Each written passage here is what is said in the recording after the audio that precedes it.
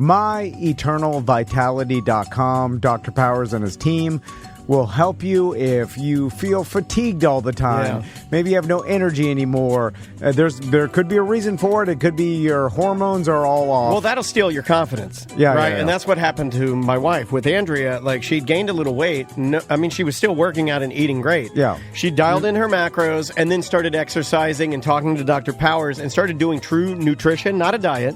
Yeah. And she's losing weight. She got off the plateau. She feels really good. Plus, she started dialing in her levels of the chemicals and hormones within her body. Yeah. Before, Yeah. that's where she first started doing Yeah. with Dr. Powers. Yeah. Then once she got her hormone levels right, Yeah. he dialed that in. All right, let's go nutrition Then now. nutrition. And he offers nutrition coaching. In fact, me and Daniel have been dabbling on it. I went down to Dr. Powers' office at My Eternal Vitality, and they see how much muscle you have to fat ratio. Mm-hmm. They're able to give you your correct nutrition for your particular body. Well, like you said, you got an it's- app that you could put it in, makes it easier. Yeah, it's a tailored plan just for you. Yeah, and like yeah. you've said before, plenty of celebrities and people that have a ton of money have been doing like personalized medical nutrition and weight loss and testosterone, whatever they need. They've been extending their life because it was really expensive, but now it's affordable. The secret's out. Secret is out. Yeah. And people like Dr. Powers have gone into this business because he realized he could help people. And that's what he wants to do.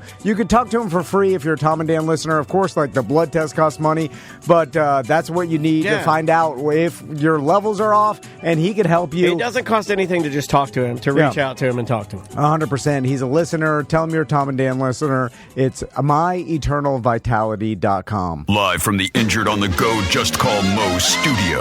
It's a blast! It's Orlando's own Tom and Dan.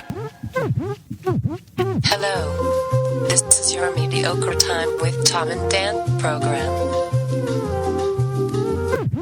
We hope that you will find our presentation precise, joke heavy, and just right.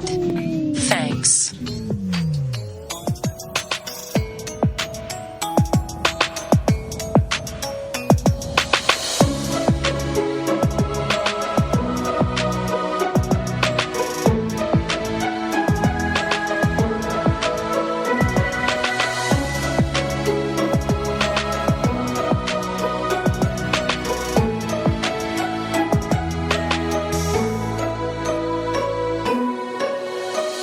Welcome to the Friday free show of A Mediocre Time.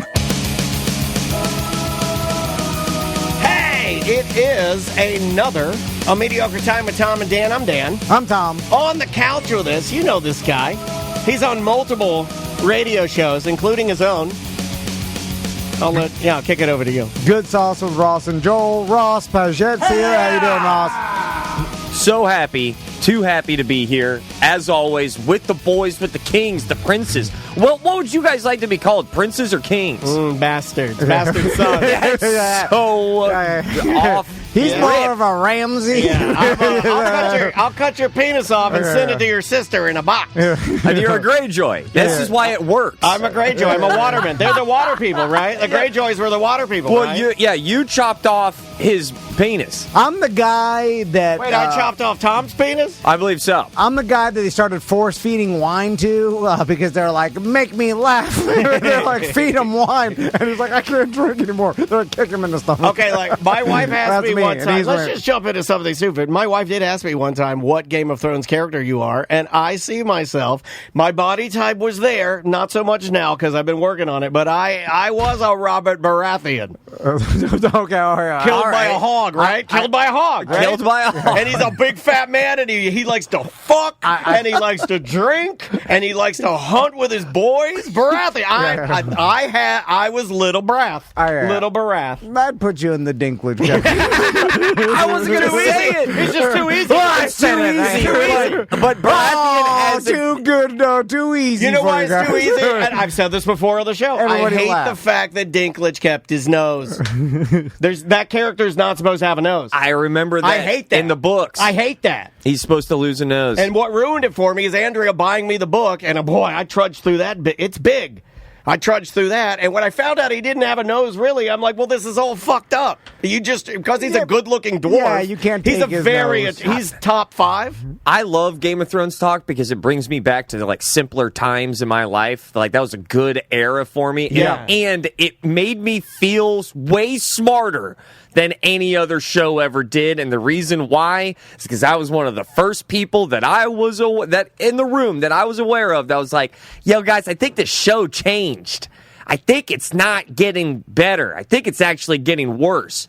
And everyone made fun of me. Really? Everyone hated me. I was as soon as Dad died, as soon as Tyrion, spoiler, whatever, but the show's been out. For me, that was Walking Dead, but continue. Yeah. When you have a show that you're the kind of one of the first people to start picking up, like you start sniffing, like, uh-oh, I think they zigged when they should have zagged.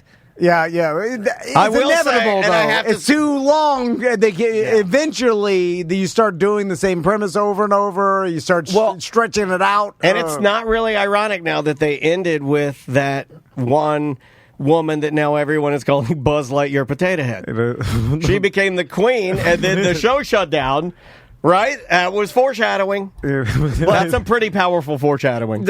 I feel like this was almost like a one-off, might not ever happen again, Tom, is because they literally just ran out of books. And it was palpable to me. Yeah, and as soon as they ran out of books, I think they had 5 books, season 6.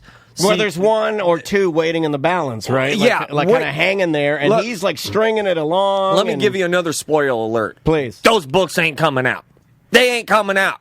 I do not think those books will ever see anybody's eyes. I think he helped creating the last 2 seasons, but when they ran out of the spine of that show, I was vocal and no one liked me. Really? Did you watch House of Dragons? Which I had a fun time on season 1, more so than season 2. I think season 2 just basically tickled my taint for about 10 episodes and then just like, all right, spit on it and left. I was like, all right, I'm excited for season 3. I've never had that though, so that sounds intriguing. Before we move on, we got to do business. We got to do business.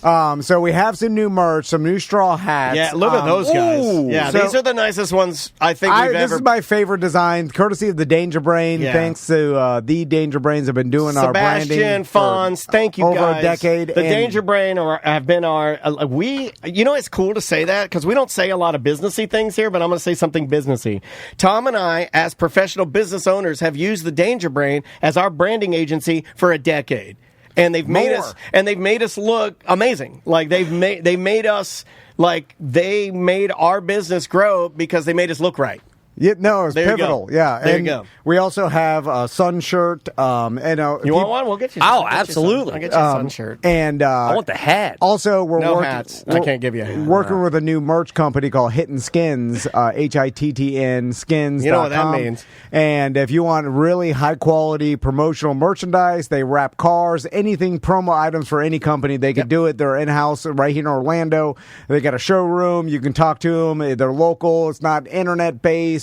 Just getting in some random factory in China. You can go see a human in a showroom. Yeah. I mean, how old school is that? Can I throw down? Look what socks I'm wearing right now. Oh, dude, he's got them on. I'm wearing Hittin' Skins socks. All right. This guy's this is how great Hittin' Skins is because I also use them as my merch and everything that I sell after comedy shows. Is that like? They gave me these socks as like, these are the socks. Like they're promoting their brand on socks. I wear these for leisure reasons. Well, like they're high quality. They're high quality socks. Those are great socks. I love the free socks that they gave me to show me what they can make with your stuff on it. You would never wear fun socks, and I don't mean the shots fired you, but you're just not. I love fun socks. I know you love fun socks. I love fun socks. I got a history with socks. I just want to make sure that Hittin' Skins doesn't hear this, and then go, I'll give Tom a pair of fun socks. Don't waste your socks. He won't use them. His boys like fun socks. I've seen them. So anyway, get the new merch while it lasts, because we didn't order that much of it, and so we have a tendency to sell out, and so it's on TomandDan.com right now. And I will say that in a day and age where merch cost an insane amount, like at concerts, we still pretty reasonable. Yeah, we could make it higher. I remember looking. I want to go full Morgan Wallen T-shirt, $150, hat $300. I mean, dude, this hat is $100. Like, imagine this is a Morgan Wallen hat. This would be $150. I would go is $85 for that. That's an $85 hat all day. That's the cheapest they'll go. No, I'm saying bargain is $85. That's the $40 on our site. I think we're losing money. We are losing money. How many did you order? I hope we ordered like 20. I hope we ordered like 20. I don't think we make any money, but anyway, we like you guys wearing it, so thank you very much. We do. Oh, one more thing. The patches on these, because I know people ask about the patches. I'm just going to throw it out there. Merchman worked on this with Hidden Skins, and Hidden Skins stitched the patch on. It is glued on plus stitched. Yeah, so there you go. It's a stitched-on patch. Yeah, it's way better, way better. So, Ross, I'm sure that you've heard about the couple cheating at the Coldplay concert. I am so happy that that's the first question. I left my home, and it was the topic between my wife and I. Yeah. Okay, all right. So this is just part 2 for me. I just had a quick intermission. Well, before we discuss it, should we play it for people that may not have seen it? I don't know how they didn't see it, because every once in a while, just like a Hawk Tuah and some other things, like we all have different algorithms, and we see what we're interested in, right? Well, I have your algorithm. But every once in a while, something becomes so big that it ekes its way into everybody's algorithm, and then we're all unified for a little bit. Well, have you heard about the Coldplay? We love watching people that seemingly have it all fall to hell. We're all unified for that one moment when Backup Terry dropped. We're all unified when we see a CEO in the middle of cheating on his wife. So here, if you fun tape. If you haven't seen it, if you haven't seen it, Chris Martin of Coldplay is on stage. Coldplay has a cam that no different than any other band that I've ever been to. Right? It's like how do you not know this exists? Yeah, because there's a big, there's giant TVs. I've been on it before. Arenas, I mean, Max and Maisie have been on the dance cam. I mean, there's cams everywhere in big arenas, and so Coldplay has one where they do a kiss cam, and then Chris Martin will sing, and he's up there noodling his guitar, and he's doing a little bit of like crowd work. Really, it's like in between songs, they're probably changing something behind there, and the kiss cam is going around and showcasing different people in the arena.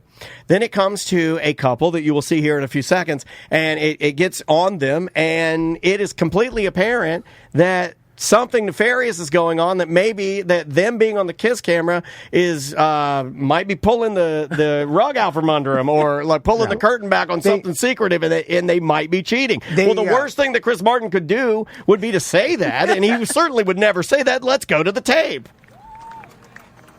Oh, look at these two. All right, come on. You're okay? Oh, what? Either they're having an affair or they're just very shy. I think there's some guy in the back like, yeah! Oh, there's the nerd. There he is. I freeze framed on him. Look at the nerd. He's like,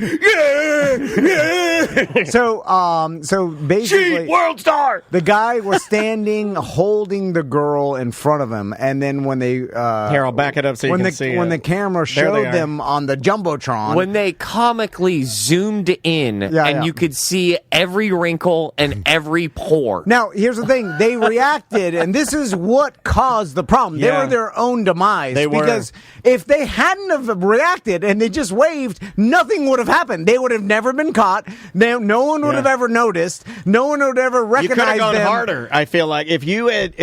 my wife said this. My wife's like, all he had to do is hug her tight, like hug her real tight and kiss her.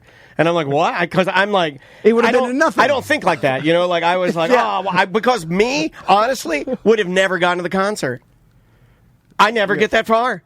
If I'm cheating on my wife, you think for a fucking second I'm going to go to a goddamn Coldplay concert and then slow dance with her?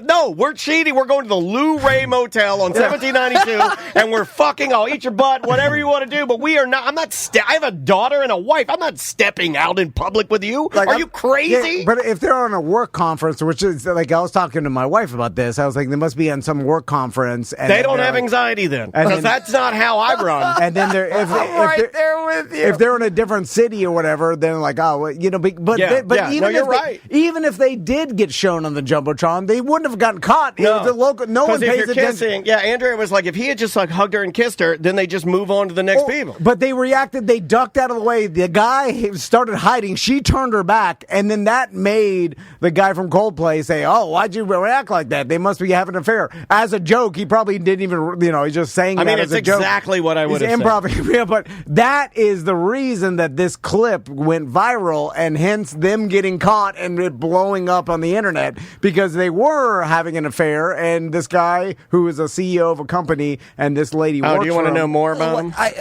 I'm so curious about, like, so yes, you are correct. More than likely, if they just double down and, gives a kiss on the neck, gives a wave, no one pays attention. That's a big ask. To be that much of a mastermind quick on your feet. That's a big ass right there. Yeah, I know. Yeah, because you're already nervous. I can fucking do it.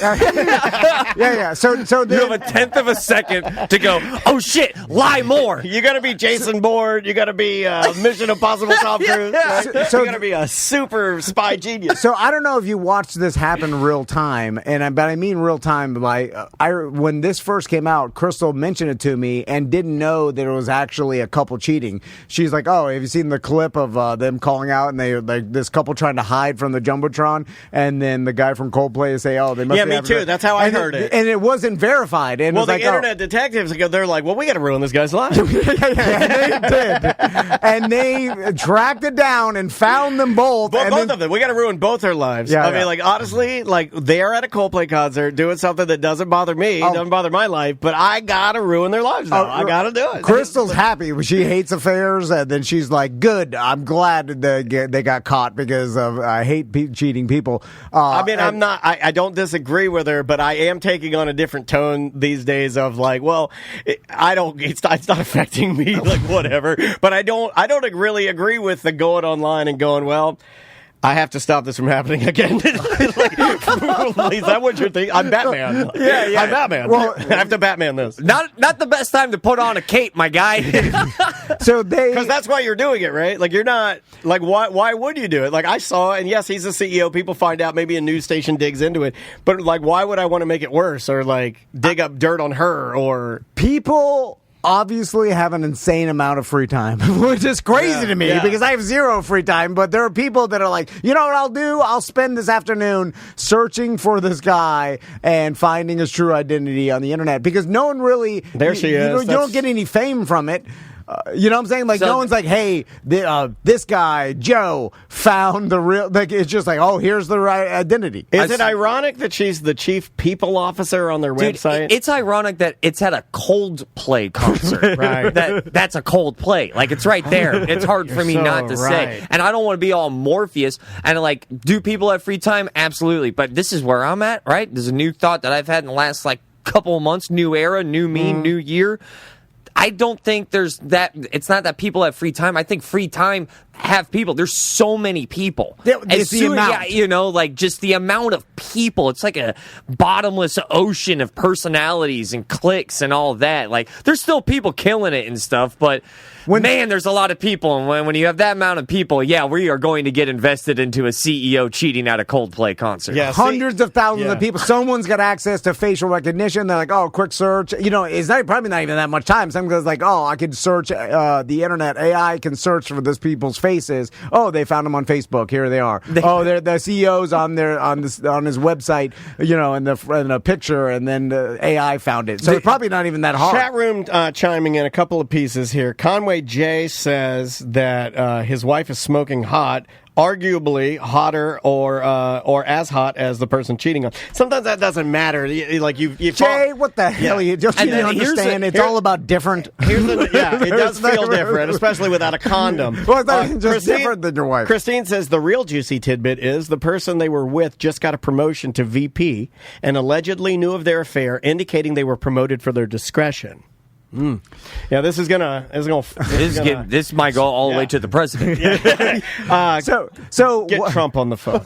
So first, ankles are too swollen. He can't answer the phone. Those things were puffy. Can't get it. They were. they caused their own demise, obviously. And then the second, and Daniel came up with this. This is now going to be a thing on kiss cams at sporting I'm events. calling it. I'm doing this first if I can. Where people reenact the cheating, so when they get shown, they pretend to hide, and that's going to be a thing. Yeah. We're calling it right now. Hashtag cheat too. And we're doing it. I'm calling it right now. People will now do it as a joke. Yeah. Anytime they're on the kiss cam, they'll hide to like mimic this joke or whatever. Then rendering getting caught like this impossible in the future because there'll be so many fakes. Whoa. You see what I'm saying? Yeah, it'll never happen again. It'll never happen again. Did I blow your mind? Yeah, you did. Because- you just predicted the future. I just gave a little bit of clay. This motherfucker just clayed on top of it, and we made we have figured out the future. Because we have figured out the future. This will be a bit because guess what? In every basketball game, you know the fake engagement, and then the girl runs off, and everybody like that. That's fucked out. So that started fucked out. with a real engagement, and then everybody liked it so much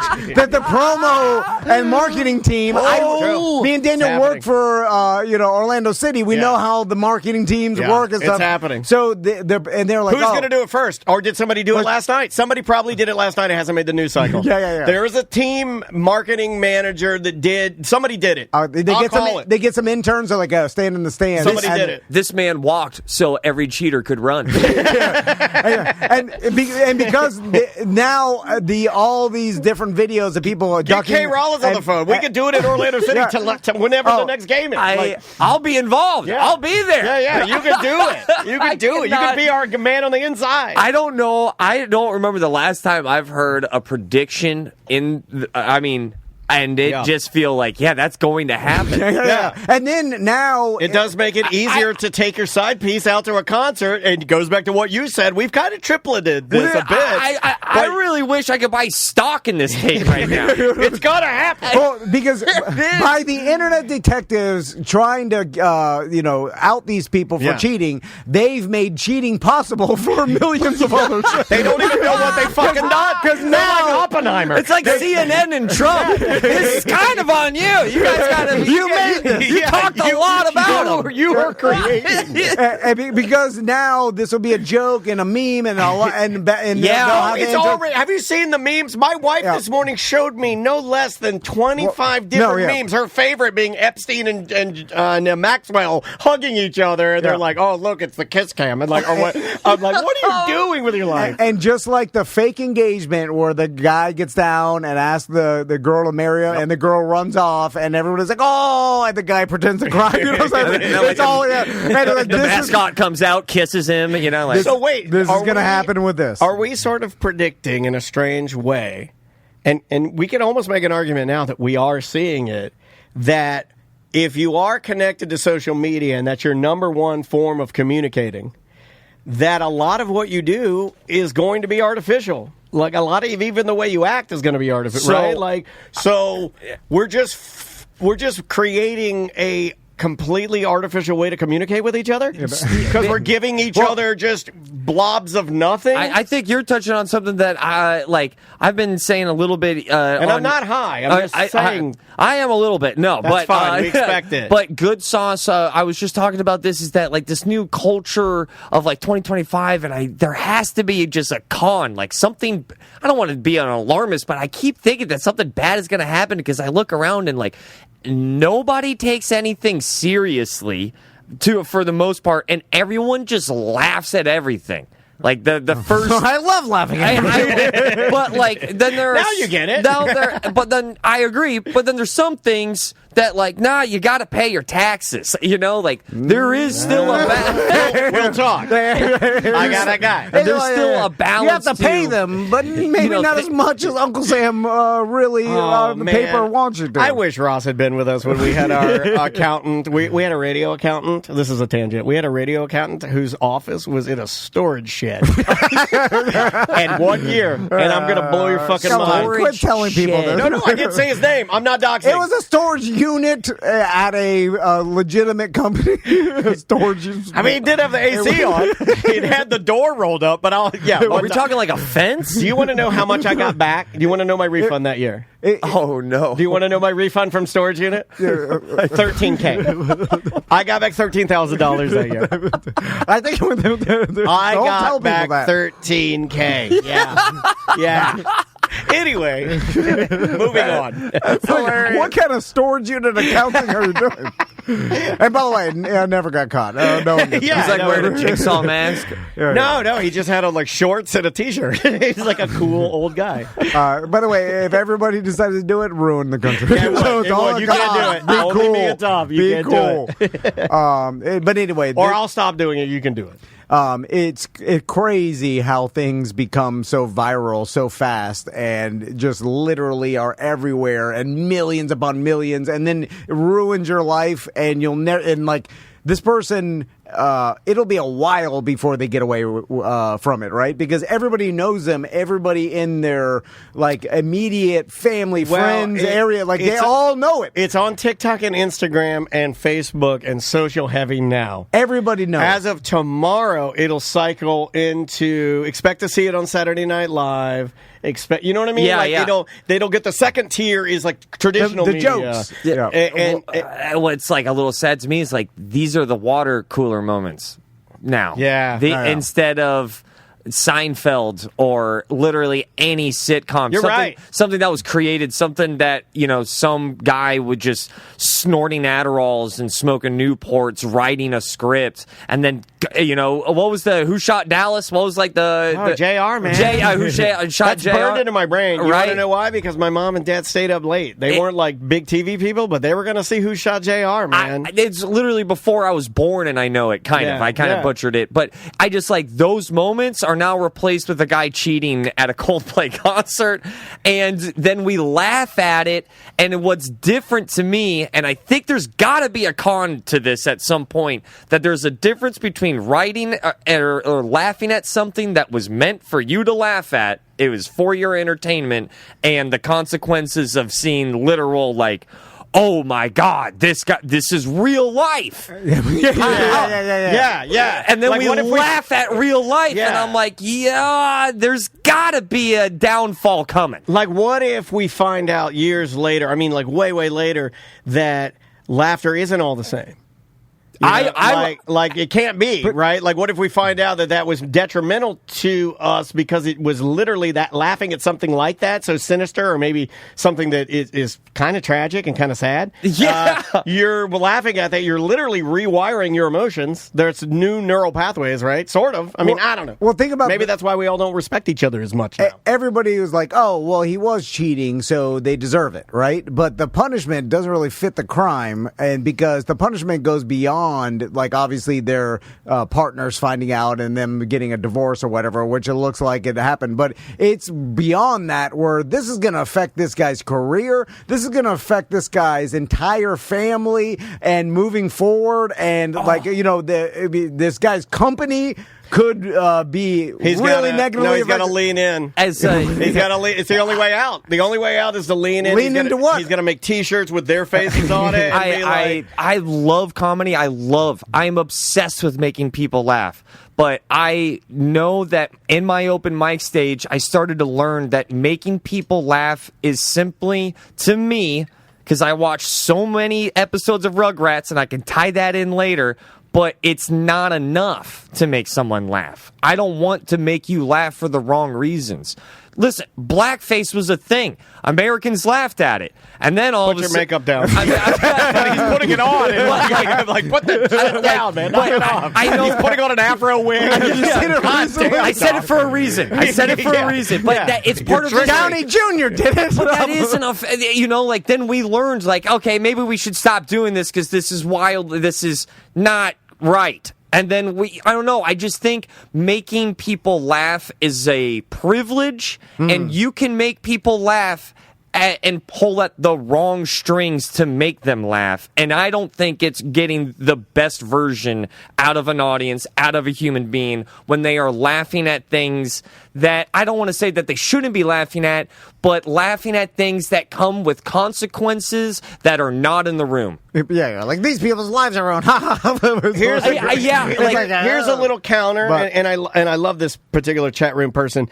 CD Sarah says John Adams wrote in a newspaper one time that Thomas Jefferson was a hermaphrodite. I think we'll be okay. I like that take too. That like sometimes looking at things like, well, nothing has changed. Like literally nothing has changed. Half the people couldn't even read back then. You know, like you understand? Everybody saw this. Everybody. I think if you ask someone like walking down the street, like, "Hey, you see this?" Oh yeah. On my phone, it goes to everybody's phone now. It's different. Media is different. It's way more exposure than it ever was. Things used to be on the news that people never saw. Well, the news is not even a blip now. No, of course, but it even got back then, lapped. It got lapped by push notifications. Yeah. And then, so like... God, I remember when... Old media, there was things that a lot of people missed because they didn't follow it, or like they missed the 5 o'clock news and that was the only thing, or they didn't read the newspaper. Like, there's lots of things. You guys remember before social media? Like, we all didn't know the same stories. No. You know, like, and this time it's like all the stories get beamed to your phone, and then you're just looking at your friend's Facebook and you're like, oh...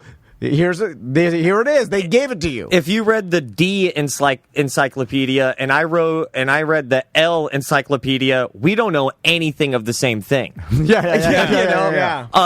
And to that point of like, we've as humans, as species, we've never had this type of communication ever. I know. Yeah. Like, we didn't even know how to handle it. I think that's the point that I get kind of weirded out by. Is like, I'm not saying to like burn it all down, start all over, but I am saying is like the toothpaste is out, and we do not know. We've never done this before. We've never had. You say that a lot. We've about never had 50 years of this. Yeah. And 50 years is not that much time, and it already kind of feels like we've had 50 years of experience with this thing, with how much it's grown. Egypt went through a revolution, I think, back in like 2010 because of a Facebook group. No, I know. Yeah. Like, shit is different. That doesn't happen necessarily with a newspaper. The biggest thing about humans... It was a buy-sell trade Pokemon group. like the biggest thing with humans en masse is that you can't control them. Well... Now, internet, it's hard to run a chat room, but it's got movement. Like, we've never had this level of togetherness and also not being very connected. I get worried sometimes. I'm like, I remember, when cigarettes first came out, everyone's like, smoke them if you got them. They're good for you. Like, oh, you're pregnant? It was a digestif. Take the stress off smoking. It's a digestif. And then everyone's smoking, and they're like, hey, the government... I got a tummy ache. Go have a cigarette. No one's saying this is bad for me. Everybody's just, like, there's no warnings, and then all of a sudden, years later, like, oh, this is bad. And then Why'd you do an Asian voice? That's weird. Is that going to be similar to the internet and social media and like how it's just all open? Everyone's like, hey, do whatever you want. And then 50 years from now, we're going to be like, oh shit, remember in the early 2000s, everybody's just... I'll be an internet creature. They're like, what happened to Dan? It fucked up our brains. Yeah. Well, people ask me all the time, get Ross, tell me a funny comedian, give me a good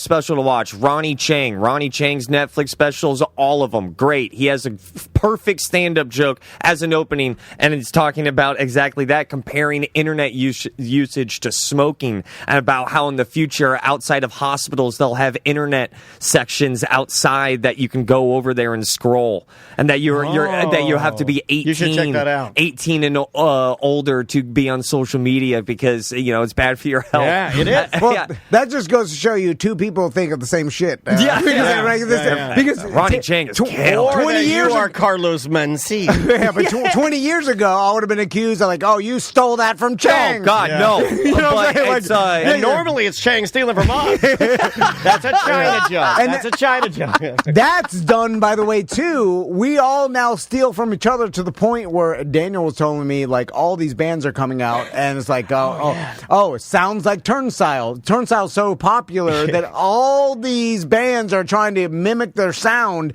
And it's been about 3 years since the Pink album, Glow On. I think that's the name of the album. And you can real time see from our distribution company that we work with that we're allowed to play these songs. That's why we're allowed to play commercial music on the show. So I'll go through all the shows. I was telling him this morning, out of like maybe 30 bands, what did I say? 7 of them said like sounds like Turnstile. And I'm like, that's a really, really high percentage over a 3-year period of these kids getting this music beamed into their eyes, and then they can turn on a freaking dime. It used to be frowned upon to mimic the sound of another band, and now everybody's like, "Oh, I'm gonna, anything goes." It feels very digital dog eat digital world. Like it's a anything dog, to become famous. Anything. I'll just do the same thing this guy's doing, and maybe I could be famous too. too. There are people that do that. Like there are influencers that get their start, and I'm not going to say that this particular person got their start this way, but there's like a trans influencer that I was like I knew of from like the drag community, and this particular person went and had like a psychotic episode and was like pissing their pants and acting crazy in front of the cops and just being really rude to people, all this kind of crazy shit, and got like super famous over time, and then kind of like changed their ways and is now like a good person. And it's like, well, I got there and I'm good, and like, okay, here I am. And I'm famous. Yeah. And I know I like kind of blipped that and made it like way too small and left out many details. But I understood all of it because it's like people will use anything to get there. Fringe things. You know, you got to be 12 out of 10 to sometimes to be seen every now and then. You have to be either really, really good or really, really bad or super, super crazy or really, really smelly or you've never seen anybody with this teeth before. Yeah, you got to stand apart in a world of crazy. Yeah, and when it comes to that entertainment hustle and just this type of communication, I feed the beast, absolutely. I love making good quality videos, and sometimes they go viral, sometimes that they don't. But here, I can tell you that the best advice that I never took, without a doubt, make a video, million shares, a literal million shares on one platform. Congratulations. We wrote the script, we acted, we got the location, we nailed it. One of the most seen things I've ever made. And I remember after my friend looked at me and went, "Ross, dude, great job. Now make 20 more." Do the same thing 20 more times. Yeah. And throughout my entire comedy, everything, outside of one Orlando storyline, sequels are, I want to fuel the core, the well that got me there in the first place, not the same place over again. Yeah, and it's impossible to mimic that, because to come up with a viral video. I mean, of course, it's impossible because if you could do it, you'd be insanely rich. Yeah, every time. And it seems like right place, right time, mixed with other factors that you don't even know about. For instance, this has happened before for sure, where people have been put on a kiss cam or some sort of camera at some event, and it's gone viral. And not for these reasons. But they probably ducked out and didn't want to be seen, right? And then this has happened, and then like it just turned into nothing. People weren't filming it for whatever reason, or I it didn't think go. Chris Martin really deserves a little more credit. Because the fact that he... Oh, is that an affair? Yeah, and also, something I said to Andrew, I go... I think people are like, I think people wouldn't have probably spread it if Chris Martin have never said that. Correct. And also, I love that Brits will take something that is really bad and make it sound sort of elegant, because I would say, "You fucking cheater," but then he's like, "Oh, they must be having an affair." Yeah, I got real married. Like when the Brits are talking about soccer, they'll be like, "It's a very spicy affair today." Now I'm hungry. Yeah. I thought I was looking for competition. I'm in the mood for a buffet. Yeah, it's very like they say an affair, and an affair always sounds better. So, Ross, before we go to break, you mentioned buying a piece of art. Let's talk about that. Dude. First piece? Are you an art collector? Or this is not my first piece of art. I have bought art from, I'll say, my favorite local artist, Cake Marquez. Oh, you have a Cake Marquez piece? I have a Cake Marquez piece. Can you? I want a Cake Marquez piece. I know you want a Cake Marquez. If you know, you know. I do have a cake. Well, I know. And Cake's art Jeez, I don't even know how to describe it. It's small. I have a small Cake Marquez, but I don't know. That name means nothing to me. yeah. Let me see if I can Google that quickly. He for just you. does really cool, like hyper realistic, but it's also got his own twist on it. But this new piece of art is not from Cake Marquez. This is from Mischief, which is like a art collective out of New York. Okay. And I've been following them for a while here. And I saw it on their newsletter. I was like, ooh, that's an interesting piece of art. It's called King Solomon's Baby. All right. Do you know the story of King Solomon's Baby? I don't. Bible? Is this the baby that, hey, don't cut that baby in half. Give it to that lady. Oh, we know you're the true mother. Is it that thing? That is the story of King Solomon's Baby. No, It's in the Bible. Tell me the story. Sorry, that's a Little Daddy Bible. I'm like, it's all stuffed in there somewhere. I got to dig out all these papers. It's in the I like Bible. a good violent Bible story. It is. Oh, they're all violent. This is, I would say, the most violent of all Bible stories, where a baby either gets threatened to get chopped in half or does, I believe, get chopped in half. I thought it was a threatened to be was it chopped threatened? in half. Yeah, I didn't think the baby was Well, chopped. what's the moral to the story? Well, I forgot it. But well, like, you know the story, right? It's like, I think there are two women that claim to be the mothers of this baby, right? And they're like, Okay. oh, I'm the mother of the baby. No, Okay. I'm the mother of the baby. No, I'm the mother of the baby. Okay. Back then, it's reverse Maury Povich. Yeah. It's like they And then wanted so the baby. king, I think the king. it's Jesus Povich, dude. Short of the long is, I think the king is like, well, I mean, since you guys can't agree and we don't know who the baby is, then in order to stop you guys from fighting over the baby, I'm just going to kill the baby. No, all right. And they're like, the king's a monster. and then one of the ladies is Freaks like, out. whatever you must do, my king. And then the other lady's like, and then she's like, you're the mom, and gives her the baby. Yeah. You know what I'm saying? Like, he's like, I figured it out, you fucking scam artist. Yeah. So that's the name That's of... my version, by the way. Yeah. If you want to buy my You fucking Bible, scam artist. I'm working on my version of all these old Bible tales, and it'll be out 2026. So look for it. For God so loved this fucking place. All right, he gave up a lot of shit for us. He died on this fucking wood, man. So the name of the art piece is called King Solomon's Baby. Okay. It's a $100,000, 18-foot baby sculpture. You're blowing up. You bought this? Buckle up. So, Wait, describe it again for Tom. It's a $100,000, 18-foot foam baby sculpture. okay, 18 foot tall or wide? Just tall, yeah. Oh, It's God. probably about 7 or 8 feet wide. And who's the artist again? Can I find it Yeah, online? Mischief. If you just type in King Solomon's Baby, So you're gonna is see the baby standing? It's laying down. Okay, oh, it's laying down. it's laying down, and I believe it's naked. Okay, all right.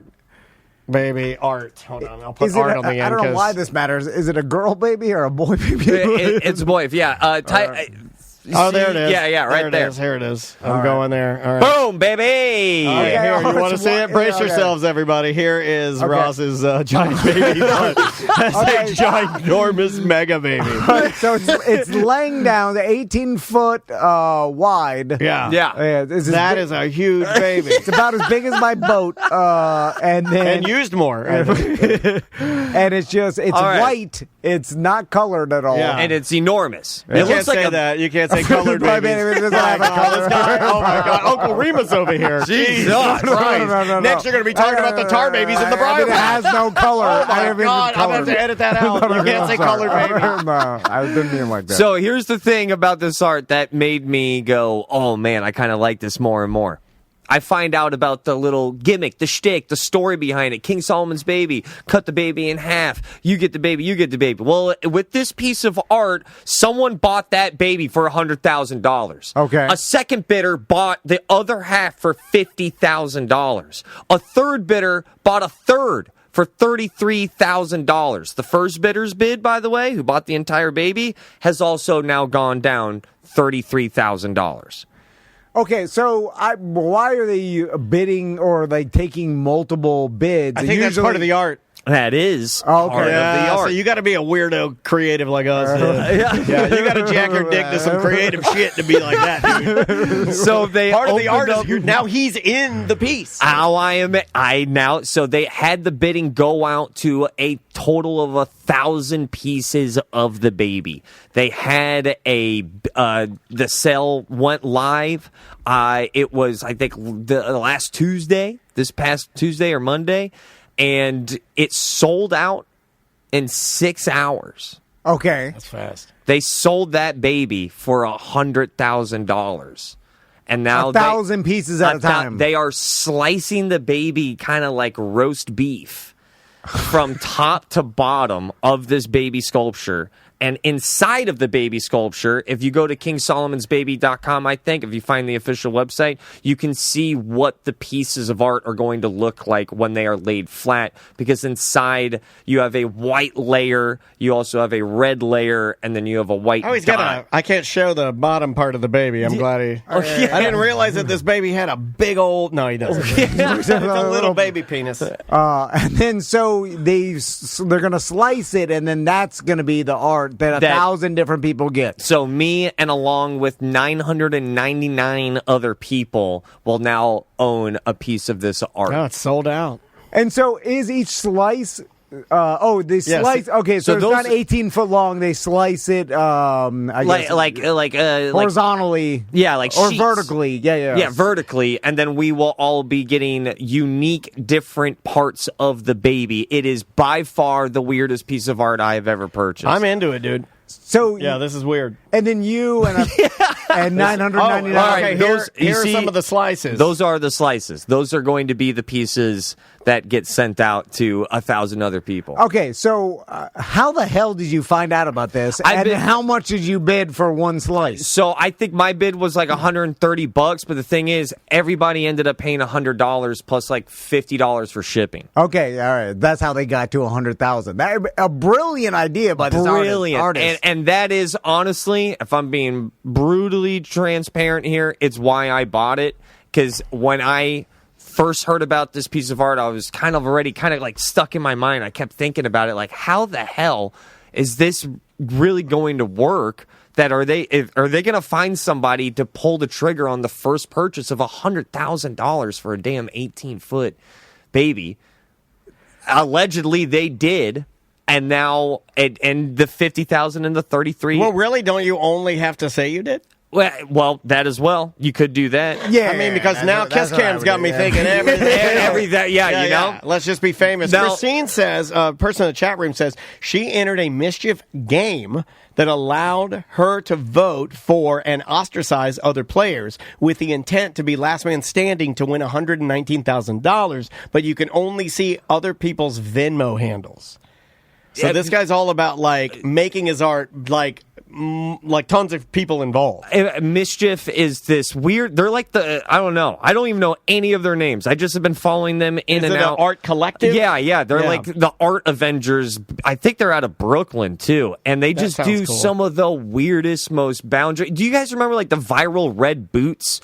That like weird. I was just talking about those. I wanted to buy That's those Mischief. stupid Mischief boots. Yeah, I know who Mischief is. Yeah, but yeah. I didn't know in what capacity is it true art or is it fashion or is it everything? Is What it is a brand? that? Is it like Supreme? I think Like, it's what is it? everything. I think they do these wild projects. If you have like, they're just a really fun. I don't even want to call them boundary pushing, but they make me think. And I said the worst thing you can say on the show. Yeah, Fun. yeah. you lost But him there. The reason why I bought this is because as soon as I heard about the idea, it inspired me to be like, "Damn, I think I'm gonna make $100,000. I have to make $100,000 project." This baby literally made $100,000. Well, Well, this baby- I want to make $100,000. Now you got me. Well, hold on All a the second. other I art, want to I make don't- $100,000 too. If you guys are doing it. Yeah, You yeah, guys like- wanna- and the listeners probably do as well. That piece of art, just I don't know. I'm gonna hang it up in my studio, and I'm always gonna be like, "Nah, it's hard, but it's doable." Oh, I got it. So we cut off little pieces of your tattoo skin right? And then Why is it going to be me? Oh, yeah. Why don't we pick some of your pubes into a Ziploc bag and start selling those? Well, okay, I'll do that. I've got ideas. Sell my pubes and want some of Daniel's tattoos. You want my toenails and his pubes? I've got different ideas. There's so many ways. I've got.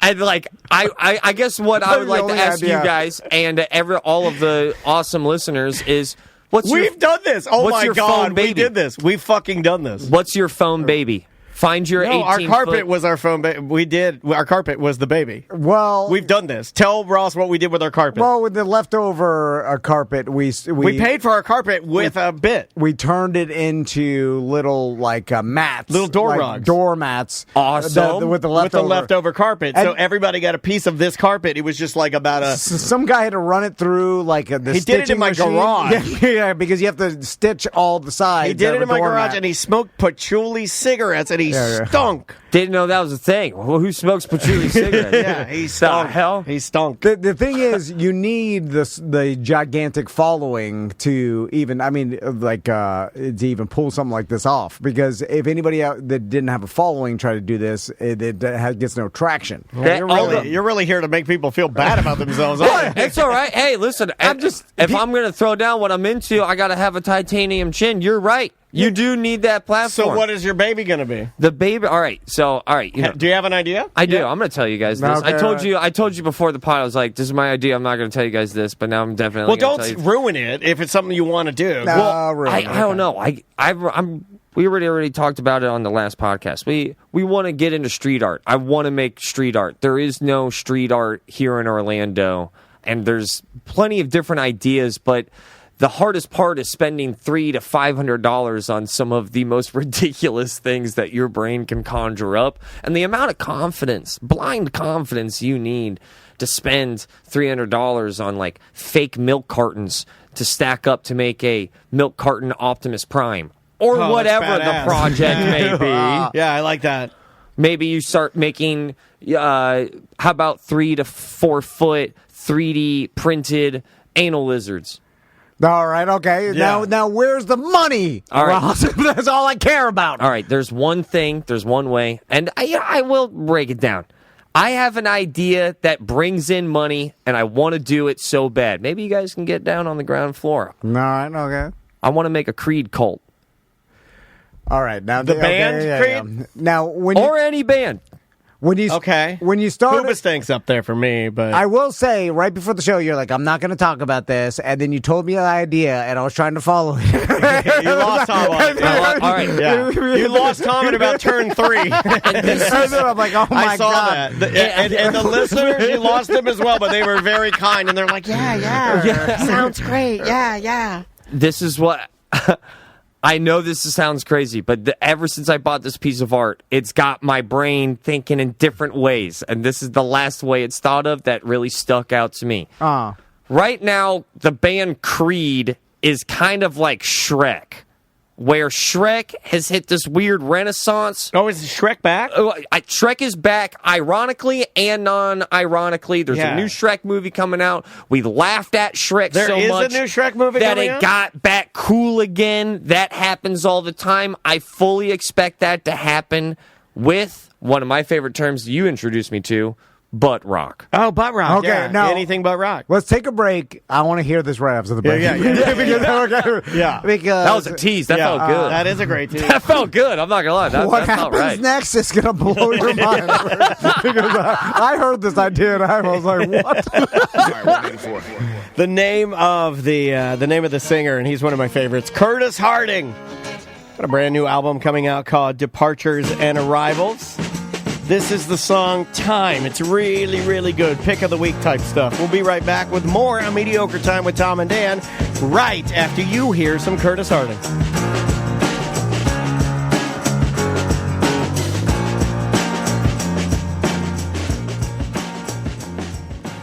Any bagel at Jeff's Bagel Run, I don't even pick a bagel anymore. Yeah, you surprised me. Yeah, they're These are all good. They're yeah. all good. Yeah, they're so good now that I'm so spoiled that I just want a hot bagel. All the spreads are great. All the bagels are great. Yeah. So I tell Andrea and Maisie when they go, because they go, I mean, at least 3-4 times a week. Yeah. I say, just surprise me. Just give me whatever. I don't care. It's all going to be great. But I will say my favorite, they have a chili crisp bagel. Yeah. With hot sauce cream cheese. Jesus Christ, man. Because Jeff blends all kinds of crazy flavors. Yeah. The banana pudding spread. Yeah. My sons love it. It's so good. What you even like, you got one that I really like. It's the chive and onion. Yeah, the chive and onion. All their spreads are made fresh daily. They got with vegan spreads.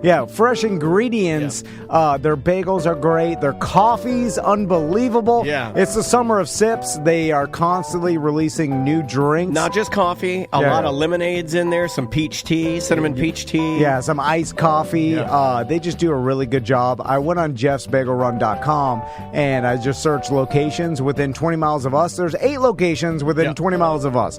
There are locations popping up everywhere. They have a great app, Yeah. and it shows real time what bagels are in stock. Again, I just asked for what's hot, Yeah. but you can see, like, if you want a cinnamon bagel, which is, man, if you like sweet bagels, that's the one. Yeah. You can see real time on the app. If you've never signed up for the app, sign up now, get a free bagel. Do something awesome for your office. Go on the app, order some bagels, some coffee, deliver it, bring it into work with you. Everybody's hero. going to love it. Be a hero. It's jeffsbagelrun.com.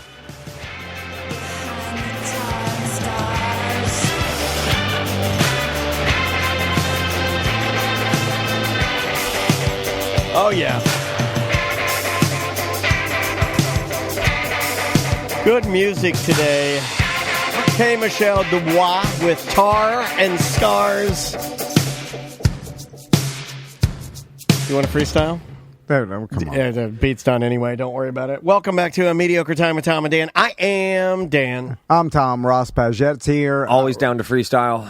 Ross. I forgot you love freestyle. Yeah. You should have asked Ross. Yeah. Sorry, beat's done. Are you That's plug one of your shows coming up, because I know you have some actual sketch comedy shows, right? Well, this Sunday I'll be performing for the Jiggy Food Festival, which sounds insane as a complete sentence as it leaves my mouth. But Jiggy is a comedian who's done all these shows with Impractical Jokers. We know Jiggy. Yeah. We're buddies with. I thought he changed his name to Mark Jaguar, what his real name, or like Is it like his last name is like McJiggy Lillian? It's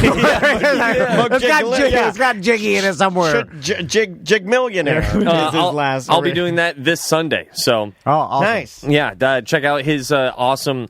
It's like a food comedy He has festival. a cooking thing, yeah. Where is It's it at? so cool. I believe it's at. I don't want to speak out of turn. I don't want to say the wrong address. I'll give you that And this answer is like later. the go on third or Ross's fourth social. time he's done it, or year or something. Yeah, he's and done every it. time I've done it, I've always been blown away. This is his 18-foot baby. Every Yeah. time he does this festival, this is his piece of art that's super creative. Did you just call it a festival, like a little baby? I did. It slipped out, and I wanted to gloss over it.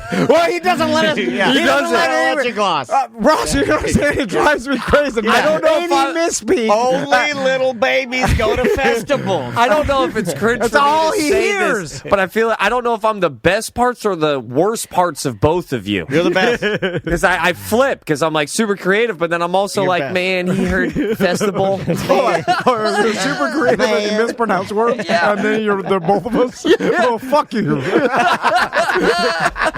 Anyway, so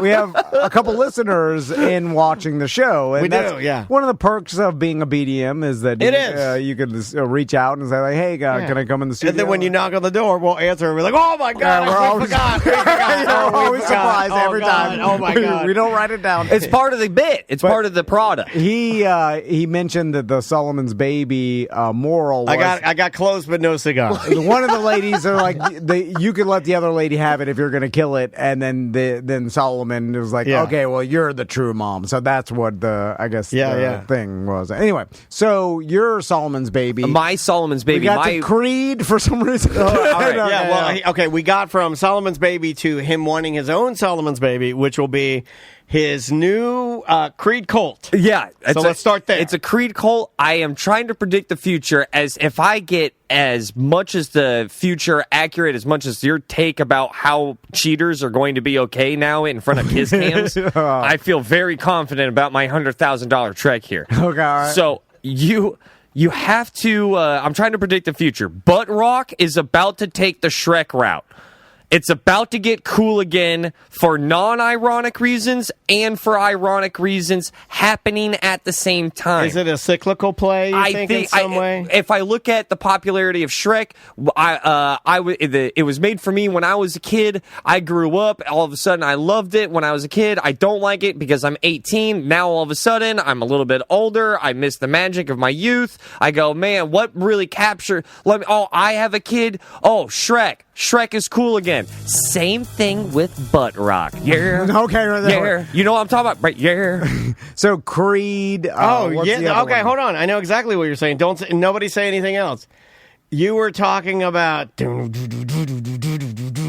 Yeah. Yeah.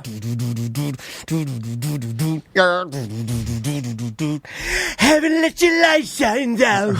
Right? Right? That's Haven't let your light shine down. This stuff, I think, is about to catch fire all over again. What was the name of that band, for Christ's sake? Now, what I am thinking is, I'm trying to capitalize that. I'm trying to make a fidget spinner. I'm what trying did to you make say? Hold on. Collective Soul. Collective Soul. Thank you. All right. I'm trying to pursue my white whale, get my King Solomon baby on. This is what I'm thinking. This is my best attempt as of right now, 2025, July 20-something, whatever. All right.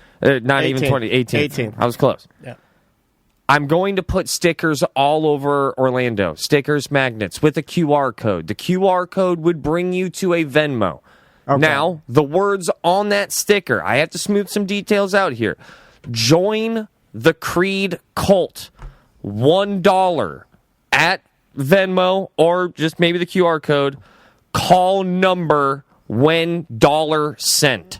Okay, all right. That makes sense to me. I don't think you need to massage that more. I need those. I need those points. I need you to dumb it down a little more for me. Join the Creed cult for $1. Call number after you send $1. You could do scan, donate $1, call, and then the number under call. Scan, Creed cult, donate $1, call. Butt Rock cult. 1, 2, 3. I think it has to be Creed cult. Okay, all right. Which now you're what if it could be? What if you were the Disturbed? It could be. I'm still looking for a band to really exploit and take advantage of for this to work. So Creed is just still the zenith of it for me. Yeah. You know, like that really describes the vibe and what I'm looking for with this weird project of mine. You're on a date. Now you're thinking, Ross, that's such a dumb idea. That's not going to work. Okay. You're on a date. You predicted. I was thinking. Right? Also, people are Robert in our chat room, and I love Robert. He's one of our greatest chat room listeners. He doesn't understand the term butt rock. The term butt rock comes from the stations that say, "We don't play anything but rock." That's what it's from. And the music is it comes straight out your asshole, so it's butt rock. Yeah. That Nickelback, that Creed. But I understand this confusion. Little Hoobastank. I think Pearl Jam, which I think Pearl Jam is like the zenith of it, and the originators. I take too much pain pills and I get butt rocks. Constipated. I call those the pooty pebbles, but that's fine. So although on the surface it's an out there idea, but you're out a bar, you're with your friends, you're on a date, you see that sticker. You already had a beer. I would scan it. I'm trying to answer your question honestly. I see it on a trash can. I'm walking with Andrea. We're walking to the Current seafood counter. We're going to get a sandwich. I'm in Ivanhoe area. I see the sticker. I scan it. We're laughing about it and introduce Maisie to Creed. And guess what happens? I give you $1. Tell me what happened. So I gave you $1. You gave me $1. Yeah. You call that number. You will then hear one of me and my team on the other line repeating Creed lyrics for roughly 55 to 60 seconds, kind of with like hostage vibes as well. Like we have to sound like a cult member. Is this live or recording? Live. Okay, wow. There's a lot of live on the ground. There's a lot of live. Already you need employees. We have we have to put in the work. I'm not saying we don't have to put in the work. Be by a phone at all times. Not at all times. You could schedule a time for it, possibly. Yeah. You could go like, I think it might even be funnier and more interesting and more attractive if it just says Wednesdays 8:30 p.m. I agree. I think that's also part of the allure agree. and part of the charm that I'm putting the curiosity in your cat so I can kill it. I agree. Those are the hours you sit idly by. You know, you could have it go to your cell phone, but then also you need a recording and a way for people to leave you messages in between. And so then maybe I get back to them. Yeah. And then this is all right. Now here's the product, right? You got to give them the good. Imagine you call that number and then you just hear me go, I am back when I heard thunder, but I am down to one last prayer. And will it let me stay? Hold me now. I'm 6 feet from the edge, and I'm thinking. Such a good song. I love that song. Maybe 6 feet ain't so far down. Your name is now Balthazar. You are member 3. Click. That's your dollar experience. That's it. So your name is now Balthazar. Your number is 3. By the way, you're 6. And that's it. You're 6 feet from the edge. You're not even close. Call me when you're 1 foot. 6 feet from the edge is comically not that suicidal. You're far as hell from the You're edge. not even good at killing yourself if you're 6 feet from the edge. I never noticed that before. I'm going to drown. You're 3 feet in. I don't know if he's known for his intelligence when writing lyrics. How many people you think are going to donate the dollar? It depends on the sticker count. It depends on the investment. And I would also like to point out that I'm not going to sit here and guarantee you that this is going to work. I have no idea. Yeah. But I do believe if I run 10 of these projects, and if I run 10 of these, I don't need 10 of them to hit hard. I need one of them. Yeah. I need one of my solemn babies to grow up to a toddler here. I'm speaking you're in not really weird wrong. You're metaphorical tongues now. No, and I apologize, but we get it. I'm trying to galvanize. I'm trying to. This is like this.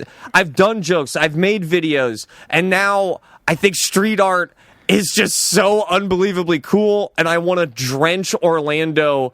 And some people will call it trash. And they're kind of not wrong. You could throw it away. I will not be offended. Well, whatever we do. It's like the artists we have in town that do weird stuff like installations and stuff like David Lawrence. He does that pile of trash that's over there with Busdecker's wife. And when I was over there watching Busdecker's wife's ceramics, like I went next door and this guy, I loved it. I thought it was Maisie loved it. We took Maisie over there. Me and Maisie took photos he has like a pile of trash and you just take photos in the pile of trash. That's the art. And I loved it. Maisie loved it. She's like, what kind of trash? Oh, just like newspaper ads, like an old tin can, like pots and pans, a ravioli can. So it's like a comical, stereotypical trash, not like real trash. No, not dirty, not like getting us gross, but like just like clean but trash. A bunch of just piled up like paper and stuff, and then we're like jumping in it and we're like throwing it. And me and Andrea got in there. We're laying on top of each other. We're taking photos. It was fun, man. I know it's an insane idea. But I do believe if I have 9 brothers and sisters of this same ilk, if I keep photosynthesizing this part of my brain, I just have this weird feeling like, I think one of these things is going to take off. If the Creed cult were to hit hard, right? Yeah. And people start talking without me talking. If all goes to plan, this is the only time I ever talk about this into a microphone. This will be it. If it does happen, I will always pretend like it is not me, and you would have to play this in court. Right. Now, right. Gotcha. I hope my guys got my back and say no. I'll delete it. A Banksy moment. It's not worth that much. There is money in the Colts. Like you had me with Colt. Now the problem is with the well, you like a lot of the sexy. He likes a lot of the the sexual deviant cults with the robes and the jaggy daggers. He loves a twisty dagger, a virgin, titties. I thought you were like, well, if you are an ox, if you are somehow related to God, why do you want to bang my wife? Weird. It's the only thing I don't know. I feel a mental block between me and your wife. I can't read her thoughts. I feel if I get inside her, I'll be able to break through. You have to bang my wife. That's part of it. Yeah, that's part of the rules. You're just playing acoustic guitar. Now you want to. It's not my rules. It was the God before me. Anyway, the QR code. Yeah. Now a lot of people, I imagine, they're back.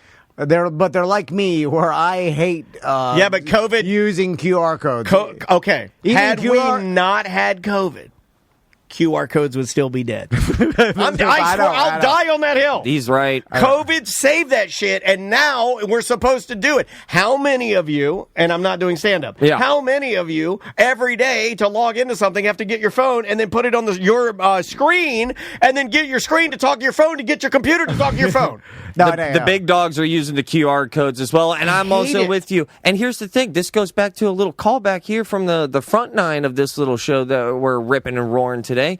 I don't think people have free time. I think free time has people. Write that down. That's right. That's your teacher. I think wow. Put that on a QR code. Put a cat underneath that, and that's a fucking $100,000 idea. I don't think that everyone's going to scan that QR code.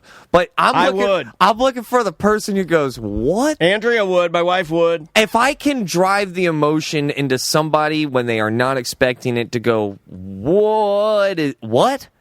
That is hard to make, and it's hard to conjure. And it would be really cool to be able to deliver anything after that. Hence, this weird, cult-like singing of Creed songs on the other side of a phone call. I like it. Your idea is fine. I like the idea. You need a recording because of the goddamn employees. You're trying to automate it a little bit. You're just All right. automate you into okay. But Tom's going to bring you into the modern age with some automation. All right. I'm not afraid of that. And then you need to hire homeless people to stick your stickers around. But sometimes they'll just put them in the trash. And we dealt with that with Tom and Dad. Do you know we had to go beat this old man up to get her? Like, where'd you throw our stickers away, you motherfucker? Did you guys, you gave your stickers to homeless people? And then we were didn't see any of them. We started in Baldwin and was supposed to go from Baldwin to the, we call it the rough side of the tracks, over whatever this road is out here. And we didn't see any of the stickers. And then we saw the bum and we're like, hey, where are our stickers? And I'm pretty sure he put them behind the Walgreens up here. Okay. So, Ross. You know where we found them? Underneath a big old stack of old Panini stickers. Oh, like the Panini bugs? He's just running this weird sticker business. Yeah, he's got multiple That's stickers. the last time we... All right. Anyway. Since we're sharing ideas, I'll share an idea with you, Ross. And this is more of a dad-centric idea. I like that. I think other dads could use to enhance their kids' parties or entertainment on the weekends. So I got my youngest son, Max. His birthday is this Sunday. He's turning 10. Jesus, and congratulations, Max. No. Now I got a 10 and 11-year-old. The one's going to middle school. I was like, they're splitting schools this year, right? Yeah. I got to take them all. Yeah. Fucking safety patrol 7 in the morning. And Tommy's school to start at 9:30. Were you safety patrol? Safety patrol's cool now. What? Yeah, I had it for a little bit. It's way cool now. I think I stopped. I think I quit. Yeah, I think I turned in my badge. I made fun of nerds, but it's not nerds now. It's cool. Anyway, they just slam it down on the principal. Too old for this shit. Glover. Anyway, I want out.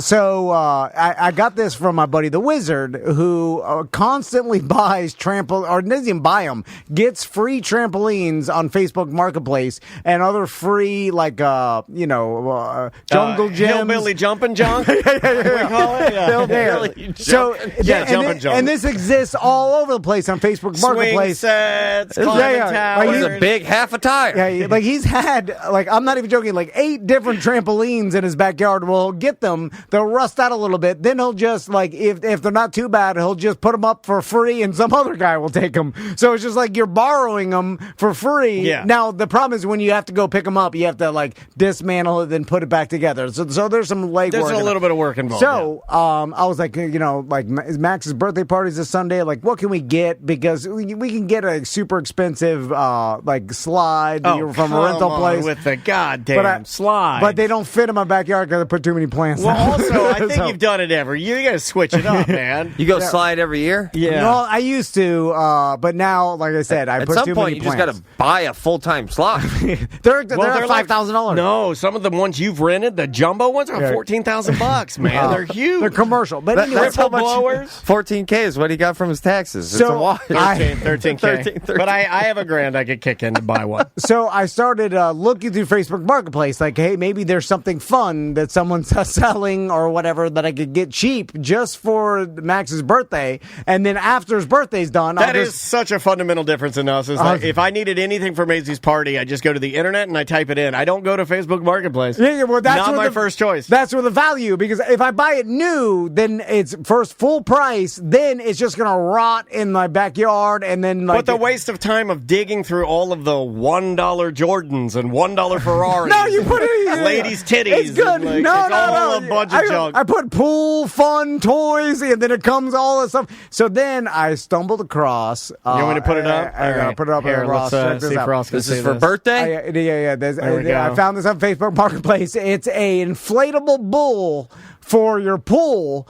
An inflatable bowl for your pool. Somebody write that down. That's fantastic. It is. It's a bowl for your pool. It's got a big inflatable ring and then an inflatable bull in the middle. And so it's just like a regular pool float, except it has a bull in the center of it. Yeah. But it is made for the kids to get on, or adult women. Yeah. or men, whatever you like. I don't know. Because it's funny because the guy actually kept the original How much to box. Get your wife riding that pants? Okay, well, that's what's happening after. Oh, really? Then the kids go inside for cake. And then let's baby oil crazy. You told me about a kid's birthday party one time where the MILFs, like once the kids went inside, it turned into a MILF after party. Yeah. And then that's where we're going to get all our wives on this bull once we get good and drunk. And the box, they kept the original box. Here, I'll put the box and up. then The box is badass. On the Look at the box. There's a hot lady dumping water on her hair. I cannot describe to you how grotesque that inflatable is. Look at this lady. Hold on. I'm going to zoom in. Look at that. Look at the lady on the bull. She's like, look at that. God, I'm so wet on this She's having a blast. That other photo is one of Do the you want most the other one? phallic looking things. It took me a while. The bull is shaped like a wiener. It has no tail. Shaped like Dude, a cock. it's absolute Dick City. Never thought about that. That's with the kids. That's all I saw. Look, Well, it's just very because there's no need for legs. They took the legs off. Yeah. Who knew a bull with no legs looks like a penis with two fangs coming out the top of it? I never knew that. So I'm picking this up today, downtown Orlando. Hold on. I already Where you go, negotiated. Buddy Dyer's house? I negotiated with this guy. We settled on $55. He put it up for $70. I went $50. He said $55. That's I said, a good deal. That's a $99 float all day long. Well done. I asked him. I was like, "Is there any leaks?" He said, "No leaks." I have to just trust him, I guess. So I'm because I'm not inflating. You asked him if it had leaks, like the guy's gonna be like, "There's two." Who the fuck? Some of the things you say, you're just like my wife. Well, you have to ask that. No, because you don't. Because if I get it, It's got leaks. I mean, anything you're buying on Facebook Marketplace, the reason they're selling it is because that's what Crystal said. I have an idea where the leak is as well. Yeah, you too. No, that's a goddamn urban legend about everything's broken. Not everything's broken. Name one thing you got from Facebook Marketplace or one of your scams is still running today. Okay, well, that's different than I didn't buy it broken. Like it was fine. The boogie boards. I thought you were going to say the boogeyman. I don't think I would put my 10-year-old son on that thing. Why not? The pool, you wash off the saddle. Yeah, no. There are some people that feel like mechanical bulls are for women. There are some people that feel, I'm one of them. I'm a traditionalist. They're fun for kids. They are fun for kids, but they're made for women to oil their titties. But for $55, I buy this. The kids have a blast. And I know when it's fully blown up, and my son sees it, and then I'm like, look, they're going to be like, whoa! They're going to jump in there. What if they're not? Because you always say they're going to be whoa, and they're tipping. You don't get a lot of whoas. They will be done with it and tired of it pretty soon. Yeah. This will an hour. This will last an hour or something. Dude, you got to show them that thing at the right angle. Like, dude, right. I'm dead ass serious. You have got to nail the presentation of this inflatable. I know this is there's a lot of audio. That is a penis. How about with horns. me sitting on it with my cowboy hat on? Well, Daniel's going to be there. Yeah, I'm going to be there. Like, there's like details in the penis on this thing. I usually am not going that route. We're all going to ride it, all the parents and the kids, and then I'll put up videos on our social. I'm going to ride. I'm going to 69 my wife on it. Is that allowed? Yeah. So, one more time for that first photo for me. So then, here, hold on. He wants the first. This is where the value value comes There it in, is. and this is where the advice for all the dads. So all the kids have fun, and everyone's then the adults have fun, and we're Wait, are you doing you guys have fun? Yeah. And then I'm like watching Andrea ride it. You're watching Yeah. Chris ride it. We're all looking. I want to watch over next to your grill. So they can't, Yeah. Like, what are you doing over there? Don't worry about it. I'm making pancakes. So then when the day's over, I spent $55 on this, so the kids are done with it. Like, I don't want it in my pool anymore because it takes up the whole 'cause thing. Every wife's vagina lips have been on it. Then I Which is appropriate. Yeah. I deflate it and I sell it for $50, and someone will negotiate down to $35. You're not going to sell it. I don't, yeah, well, on Facebook Marketplace, I immediately put it up on Sunday. I'm like, $45. You're not doing it right. Anything I buy that's a float or a piece of vinyl, it gets stabbed with a knife and thrown in the trash. I shred it. I get mad at it. Well, why? I had a pool in my backyard. I cut it with a knife. I have a big float. I slice it with a knife. I love knife slicing. So for the cost of $25, everybody had fun, the kids and the adults, and then that's it. Tom walks by $25. you. Tom walks by you, stabbing this What's thing. wrong with The you? only problem Got I have leaks? is I feel like this is more another one of your misguided dreams, not Max's. And I feel like I don't. He doesn't even know what he I wants. think you're setting yourself up for not getting a whoa, and that makes me sad because I do No, want you I'll happy get because the- you're my friend. But I think you're gonna. I think you think this is a full blown knock it out of the park. Whoa, You're gonna get a whoa. It's not the whoa you're If thinking. you walked in he and might I be got right. this inflatable pool in my pool, you'd be like, "Oh, this now, is fun." You know what? I've learned there was a pool float that you had in your pool the last pool party I was there, and I will not say what it was. I'm sending it to you. I'm sending it to you telepathically right now. Was that a whoa? Was that float a whoa? Yeah. Okay. Yeah, all that right. was a funny And- float. And, don't say it because sometimes you got to pull stuff back. That'll make everybody wonder what I'm talking about. And you know what? You're just going to have to wonder. Hey, okay. Leave something no, to the imagination. I'm going to say it. That thing is a straight up kielbasa with horns. Yeah, it is a big ween. It's a big boy. There he is. He's big. I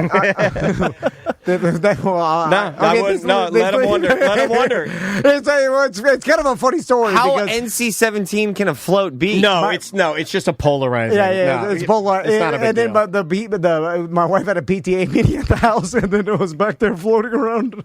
Thumbs up, Orangeman.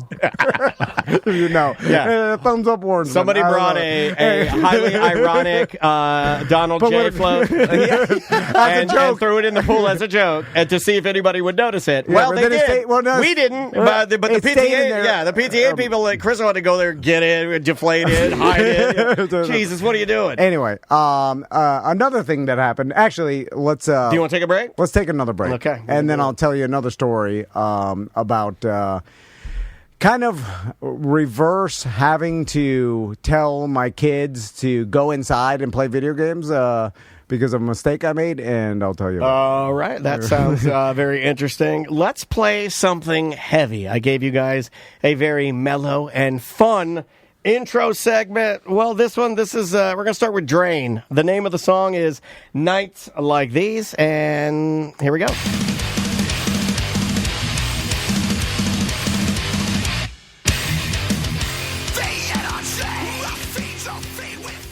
We got some brand new merch out, a brand new straw hat, a brand new sun shirt, and all courtesy of Hidden Skins. They did an awesome job. It's super high quality, really well made stuff. Yeah, the hats that we got this year, the weave is very tight. They're like the attention to detail for the Tom and Dan patch and the logo that the Danger Brain and Eric Merchman worked on. I mean, if you have an idea for your business, for your small business, if you have an idea for the booth that you want at your, Convention.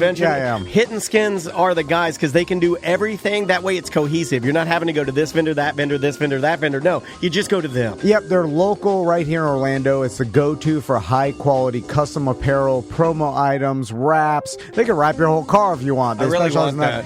Branded merch, and if you just want really high-quality merch for your company, Hidden Skins can do it. They have an in-house design team, and again, they can do everything you need. They got a showroom, too, if you want to stop by and talk to an actual human being. They're in downtown Orlando, very easy to find, but you can check them out at, here's their website, hittenskins.com. That's HITTNSKINS.com. Hidden Skins, and we're super proud to be working with them for the brand new merch for Tom and Dan.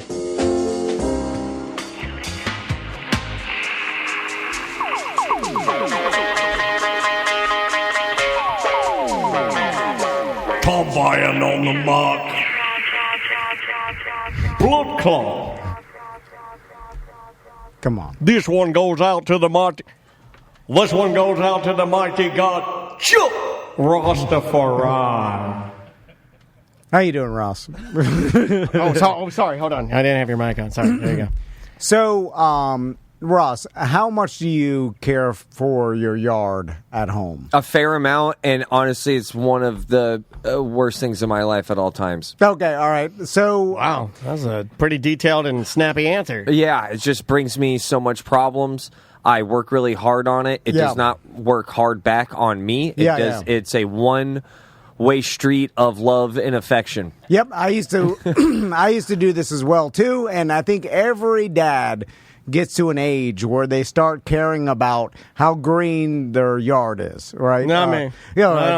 I had that though. I've had yards in every other house I had except for this one, and I do it. I kind of do miss. Yeah, but it is a prison of work, though. It's a lot of work. You're Perpetual. lucky. It's growing. It's growing as we speak. But I liked it. I did enjoy doing it. And then there's some sort of satisfaction you get looking at your yard and seeing how green it is. Now, there's also the dissatisfaction of seeing your yard all ate up with chinch bugs or all dried on one side brown, of it dead dry and brown. And to the Or point yellow dog pee-pee stains. where it bothers you when you see it and it makes you feel like less of a dad or less of a man or makes you feel unworthy. gay. Yeah, because you're like, God, inside. I gotta go eat jerky. it reminds you that you're like, fuck this up. So because of that, I don't know how many years ago, maybe 2 years after I finished planting my sod in my yard or whatever, did it myself, and then I just hired a company to fertilize it and spray it. Why didn't you do it yourself? You're a DIY guy. Because at this point in my life, I knew that I was going to fuck it up. I lived long enough. It was just it was a hard zip right there where you said it yourself. You're like, I did all this, I planted all that, I did that, and there was a sense of pride. It was, yeah. And then half a second You're like later, that bowler. Who's the man? I am me. Who do you think you are? I am. And then you quickly went, and then I quit and hired somebody else to do the rest. Yes. Now, because psychologically, all you need to see is the green yard, and then you feel a sense of pride, no matter if you did it or not. It's a weird thing. I'm just telling you how it works. Okay. And so when you look out your window, or other people are like, oh, look at this guy's green yard. Like, he must, they don't know if you hire a company or not. Anyway, and I also take credit for throwing money at the problem, which I look at like, it might as well be me doing it because it's my money I'm throwing at this problem. And gotcha. So anyway, and I have a green yard because of it, right? They come by, spray the chemical crazy, whatever. And you've always been known as the man with the greatest yard. And then since he spray painted his yard back in Deltona. So anyway, it's been going on. I got a nice looking yard. So the other day, Wednesday, in fact, which was a rough day for me. That was a tough one. The Wednesday in the morning before I left for work, the company was there spraying the yard, and then the guy, and I rarely run into him because they come and like randomly do it or whatever every quarter, and all the chemicals. He's the chemicals are very fat. And and then he's telling me all the stuff. I'm like telling him like my wife's bitching about some moths in there, and he's like, oh yeah, there's a summer moths. They come, they'll go, whatever. I'm like, all right, they come, they go. This guy Confucius. What the hell? He's like, you can't spray for they go. It's a Native American. Take your top hat off, man. Jesus, God, get off that horse if you want to talk to me. So I can look in your eye. Long story short, he at the end of the conversation, he's like, yeah, just make sure no kids or your pets don't play in the yard for 24 hours. I'm like, yeah. Get in the truck, leave, right? And then forget about it, obviously. And then so I get home from work that day, and then my niece, Becca, is over the house because now it's summertime. Like, Becca comes over, other friends come over, the kids are just playing all day. Yeah. Life is great, no work. Just play. Yeah. That's the summertime in Florida, right? Yeah, learning nothing, wasting their lives, just play, fun. I mean, that's what you did. While Maisie's working for the gold goddamn medal. I tell them all the time. I mean, she's going to get a gold. Sweat, play, look at a gator, rinse and repeat. It's just like it's what she likes. It's like she likes work. So I get home from work. I'm already agitated. And then the kids are all playing video games. I'm like, hey, kids, get out. get outside for a little bit. You've been playing video games all day long. Oh, you gave him the speech? And then I'm like, and while you're at it, take this dog that the Browns left with me because we're watching Dre and Land's dog. It's an old Yorkie that's on death's door that can't see or hear. Yeah, it's just wandering, wandering around the house. You could give this old man a little bit of masturbatory time outside. And it's wandering around the house making noises, and then we have to let it out. Its eyes are white like a wizard. Anyway, so they take the dog outside, and then whatever. Then I'm out there looking at my plants or whatever. And is it calming you down? Is it resetting your psyche? You know, and then the kids are just playing the yard. They're kicking a ball around. They're playing whatever, rolling around. They got licking the dirt. They got the dog. They got the dog out there. The dog's just rolling. Make in him eat the grass. Feed him. Here, look. Hey, I made you a salad. We're playing make-believe. We're playing food truck. Here, make the dog eat the salad. So then food truck. I'm out there. I'm sitting. I'm looking at my plants. The kids. I'm like, oh, this is the American dream. Kids are playing in the backyard. Just have a live White Claw. You deserve it, Mr. Botanist. Yeah, it's time. And then I'm like, oh shit, the chemicals. It so dawns on me. I'm like, God damn, the chemicals. That guy was here fucking 6 hours ago. So then I'm like, oh, but they've been already rolling around. They're fine. But they've already been infected. It's like Walking Dead. But you have to cut their legs off now. But I don't want to tell them about the chemicals because they might freak out. Well, they're going to tell their mom. Yes. You're going the Chernobyl route. Because then Crystal, then is like, oh my God, get in the tub. Let me scrub you. Yeah, I know what you would do. Hey guys, a bath seems like a fun time, right? Yeah, jump in the pool. Jump in the pool. Jump in the pool. We can jump in the pool. She's making me bathe the dog, and then she has to tell Dre and Lamb, and let's be your honest. dog, put the chemicals. And let's be honest, pesticide might be the best friend of that dog right now. You know what I mean? Yeah. And it's probably just Dr. a thing. Barkvorkian. Just put him in the thing. I'm like, let him go. And then I'm like, this is fertilizer and whatever. I don't know what's in there, what the hell they're spraying. That's just a warning they give you. Oh my God, you've been rubbing off on me. He really has. But on the other hand, I'm like, maybe it's a good idea they don't just keep rolling around in this. Like, I don't know what. You're conflicted. Yeah. So then I'm like, hey, okay, this is enough. Let's Wait, you did that? And then I'm like, hey, let's get back inside. All right, it's hot out here. They're like, no, we like playing. I'm like, no, come on, let's just come on, play some. I'm like, we'll play some Mario Kart. Start playing some video games. Like, that seems fun, right? No reason. And then I'm like, let's play some Mario. Something you've never said, by the way. What is he stood at the door and said, boys, come inside, play some Mario Kart. Like Roblox is fun. You guys know. Just get in here. Get back inside. It's too hot. It's cold. Roblox. Let's go. Don't you want to chill your fingers off with some ice cold Roblox? And I'm like, now that's fantastic. I'm arguing to get back inside and play some Roblox. So I got back inside and you're burning their shoes. And I'm watching the dog. And I'm like, what will the sign be? You got a hazmat on. Yeah, the dog is doing everything a poison dog would do already. Yeah. How can I tell it's dying? It's already dying. Yeah, it's frothing. It's bumping into things. You're like, this is normal. So anyway, I guess I don't know if did that make your Wednesday any better? It must have. No. Well, I was just like, then I'm like, should I talk about it? I'm like, of course we'll that's hilarious. I haven't had any of those situations yet with a baby. I haven't had like. The poison control. What is that? I was a poison control baby. My mom, I've told this before, but for you, I ate almost every leaf off of a Swedish ivy plant. And that's what you know who does. Breaking back the leaves. But it wasn't poisonous. But my mom called poison control. This is her claim and her remembering. She claimed that poison control told her to feed me a gallon of milk. Oh my God! And I'm like, that's what? how you die. Like the poison control made me do the frat boy challenge. Really, Mom? Is that all right? You're going to strap 2 40 ounces of milk to each hand. Yeah. So Ryan Dunn. Yeah. So she fed me like as much milk as I could consume, and then of course I barfed, and then that was the end of it. I was like, oh well, you're such a lovely mother. Great job. I like when barfing used to be the remedy to a lot of things. It was. Make them throw up. You could stop poison with a barf back when I was a kid. Yeah. Nowadays, poison, if it just gets in you, you're gone. All right, let's play some voicemail. All right. Because I heard a good one earlier when you were going. I got this one ready to go. This is this might be a gallon. Yeah. Oh, yeah. It was. She would tell the story all the time, and I remember at some point whole milk, and a lot of people, yes, and a lot of people will have done this with their mom and dad. Like you get to a point where they tell their stories where you're just like, I'll just let her tell it. You know, like you probably do this with me. You're like, just let him go. He's old. You know, just you had a whole milk. Yeah, I did. Okay, so this is a. Let's go with voicemail number 1 right here.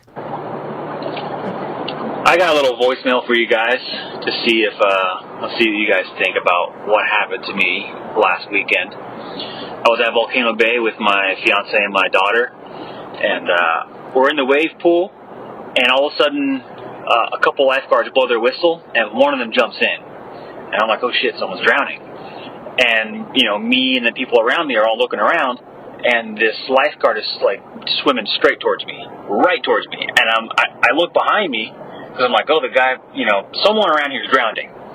And I look back at the lifeguard, and he dives underwater and goes towards my feet. And in my head, I'm like, well, what the fuck's going on?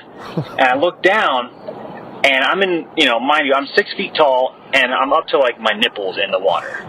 But I look down, and there's a fucking toddler at my feet in a green bathing suit. I mean, the thing couldn't have been, you know, more than a foot tall. The toddler, baby. And I'm like, holy shit, someone just lost their child. Someone just, you know, a baby just drowned. And he pulls the baby up right in front of me. I mean, right, you know, we're chest to chest and the baby's between us. And it's a fucking dummy. And then another lifeguard comes over with his hands up and he goes, training. And I'm like, what the fuck, man? I thought someone just lost their goddamn child, man. I had to get out of the pool and like collect myself because my heart was pounding. Man, like, don't do that shit at my feet, man. Throw that fucking thing in the deep end somewhere else. Anyways, yeah. Funny story, I guess. I don't know. I'll hang up and listen to the jokes you guys make. All right. Bye. I mean, obviously, I think I'm sensitive enough and an emotional person enough to tell that it still bothered you, sir. When you were telling that story, I could feel it. I could feel the bother. You thought a dead baby was at your feet now, at a water park. You know what I would ask? You maybe have every right. This is the first thing I think of is a question for Mo. It was at the one that might spray lava.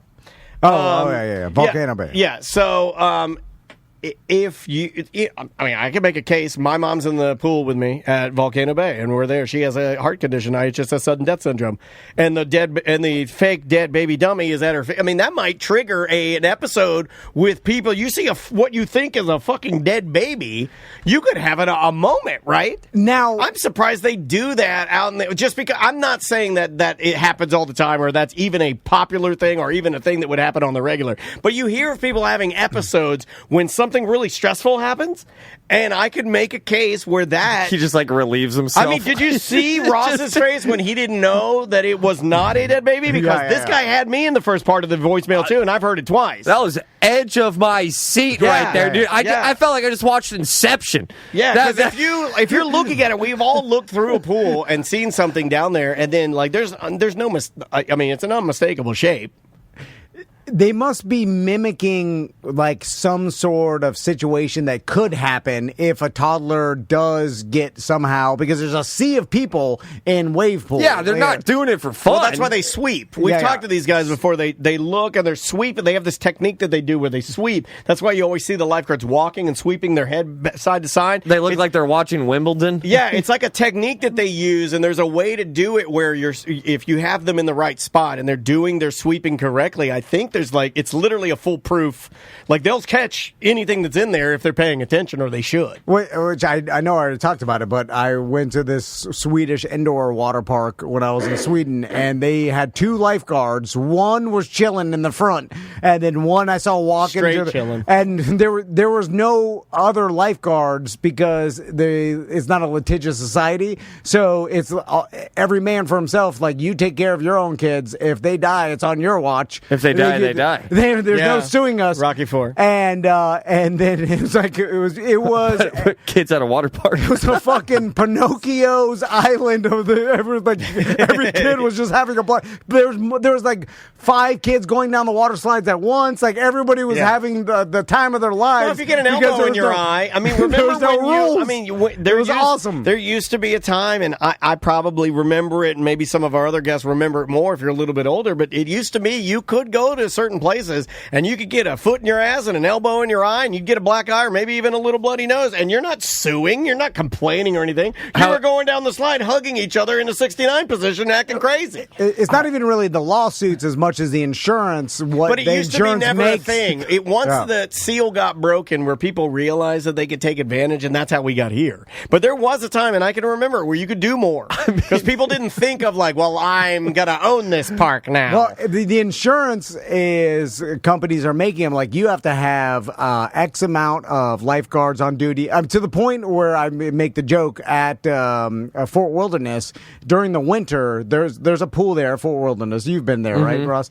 Then there's a little splash pad to the left of the pool if you're looking at the entrance or whatever. For like toddlers. And in the winter, there's no one even in there because it's too cold to be in the splash pad. The pool's heated, so all the kids are in the pool. But there still has to be a lifeguard mandated, because I'm for sure for insurance or whatever, that has to stand there and look at an empty splash pad and then just stand there. There's no one in there. Just turn it off. Yeah, I would imagine that it doesn't even if it's off, they probably insurance and like somebody could turn it back on. The corporation is like, this is your post. Yeah, and a toddler could fall face first in front of one of the hoses and it could blast him to death. I don't know. But it has nothing to do with any actual danger. It's just like, this is what they require. They require. So there's a lifeguard just standing there looking at a splash pad that no one's at. That's one of the funniest voicemail stories I've ever heard, though. That's so intense. This guy went from like, oh man, shit's going down.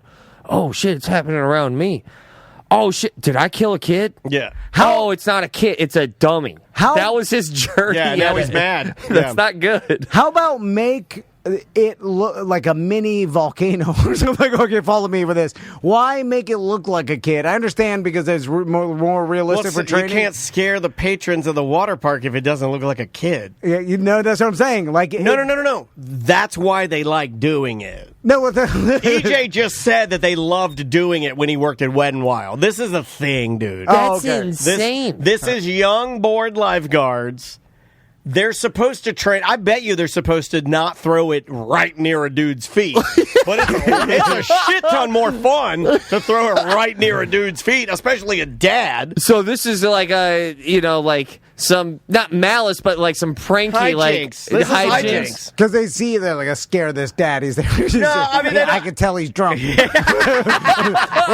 I'm going to go and I'll put the dummy baby toddler, like, I know EJ says the training has to be a simulation. So, like, at least according to when Two birds, one stone. Might as well learn to be prepared and scared the living shit out of some lawn in the middle of a pool. I remember that is my greatest nightmare, though. I remember the first time Maisie was like floating in like a thing. It was like floating in it. I remember like constantly looking at the bottom of the pool or what. Like, I don't know. Like, it was just like a thing, like an irrational, like a freak out. That's we're in Florida. That's it's a thing. It's the number one for kids. Do you want another one? Yeah. Let's do this one from our good friend DeBerry Joe. Just moved to, I believe, Charleston, so he's checking in. What's up, guys? It's DeBerry Joe. Tom and Dan have recently been talking about ego death with Amy, and I just wanted to iterate and put forth that my first mushroom trip ended up with an ego death. Iterate and put forth? Really, DeBerry Joe? For a good 5 or 6 hours, I could tell you quite a lot about it. But I will also tell you that it began with us getting kicked out of it was technically a Boy Scout camp, but it ended up being Girl Scout camp night bad night. Oh, okay. And we had to leave. Yeah, ego death is a really weird thing. It's kind of boring, but kind of interesting as well. If you want to know about You had ego death with a bunch of Girl Scouts? What?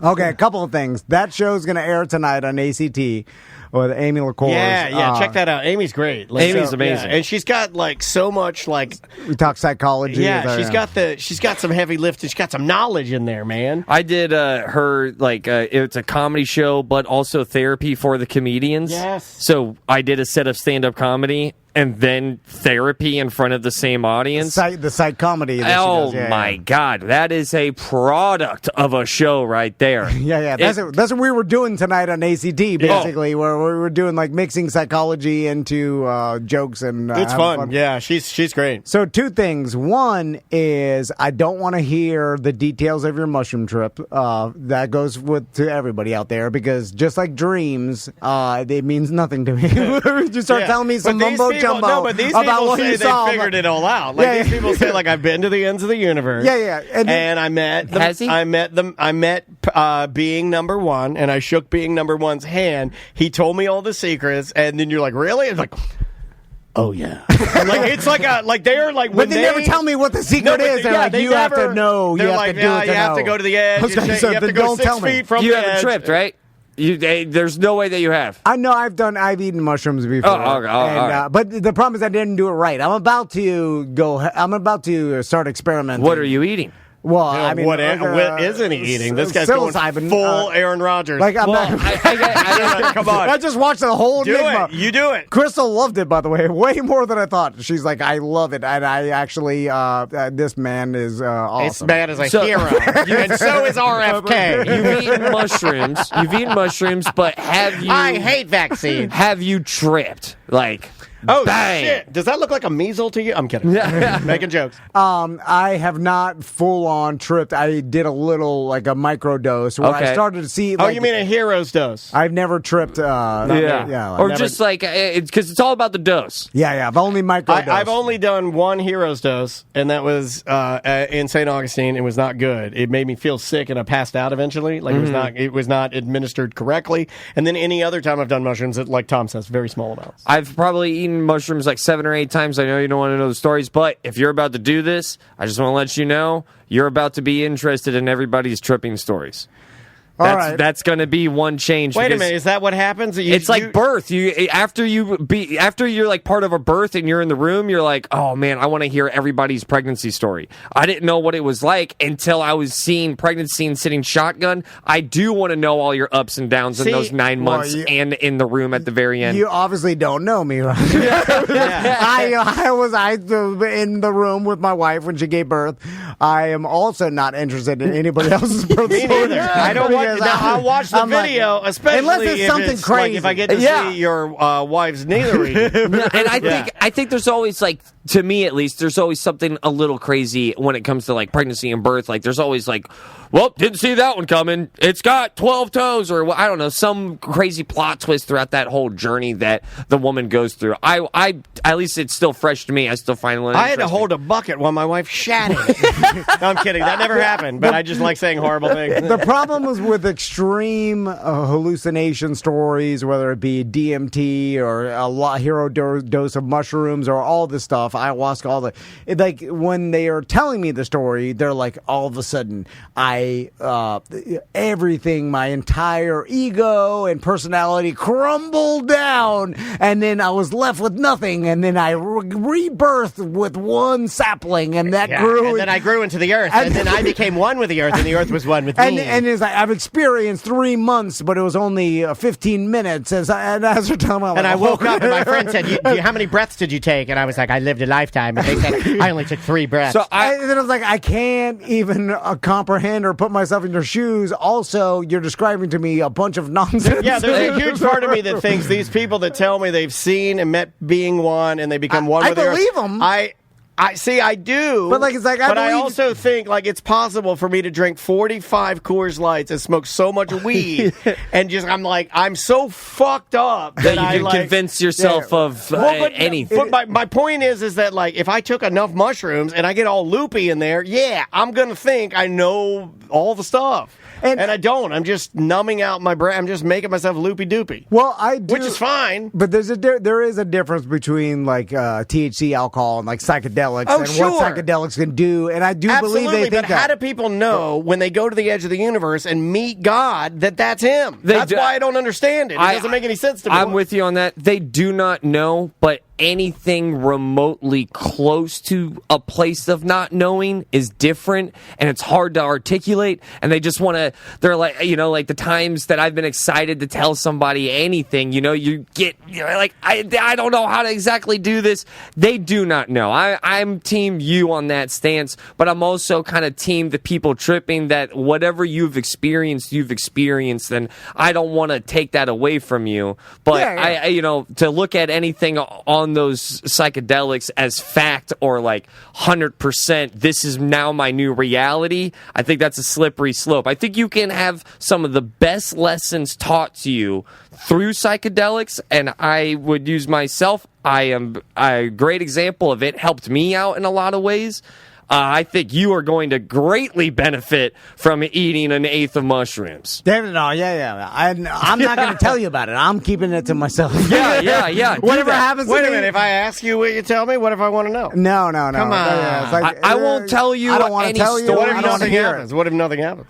Oh, something will I wouldn't tell you. It's impossible. Well, if something happens, I don't think you'll be able to contain yourself. You'll have to tell people. That's what happens to mushroom people. Then you'll be one of the mushroom people. Can I talk to you about something? I won't. No. I promise I won't do that. And the other people that took mushrooms, I'll be like, you know what happens.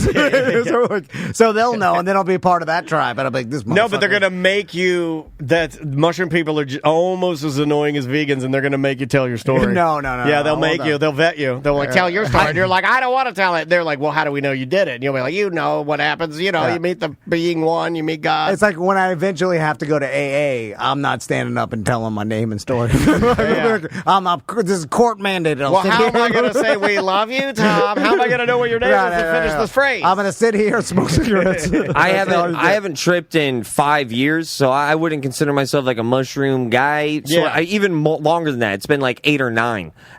But the things that I remember from the 7 or 8 trips that I had, I still take with me as best as I can. And it's bad days are ahead of me when I forget the lessons that those experiences kind of showed me. You know what sucks is that I've been like dabbling, and it was kind of illegal in Florida. I don't know what the hell. I don't think anybody cares. The cops don't give a shit. No chemical disclaimers. What are you doing? Homemade taxidermy? That's what I'm doing. It's like I'm like, who do I ask to get microdose of psilocybin, right? And I'm like, but the shit is in cow pasture. There's a billion mushrooms growing all around us in cow shit. We used to get them at Peace River. And you'll never get caught.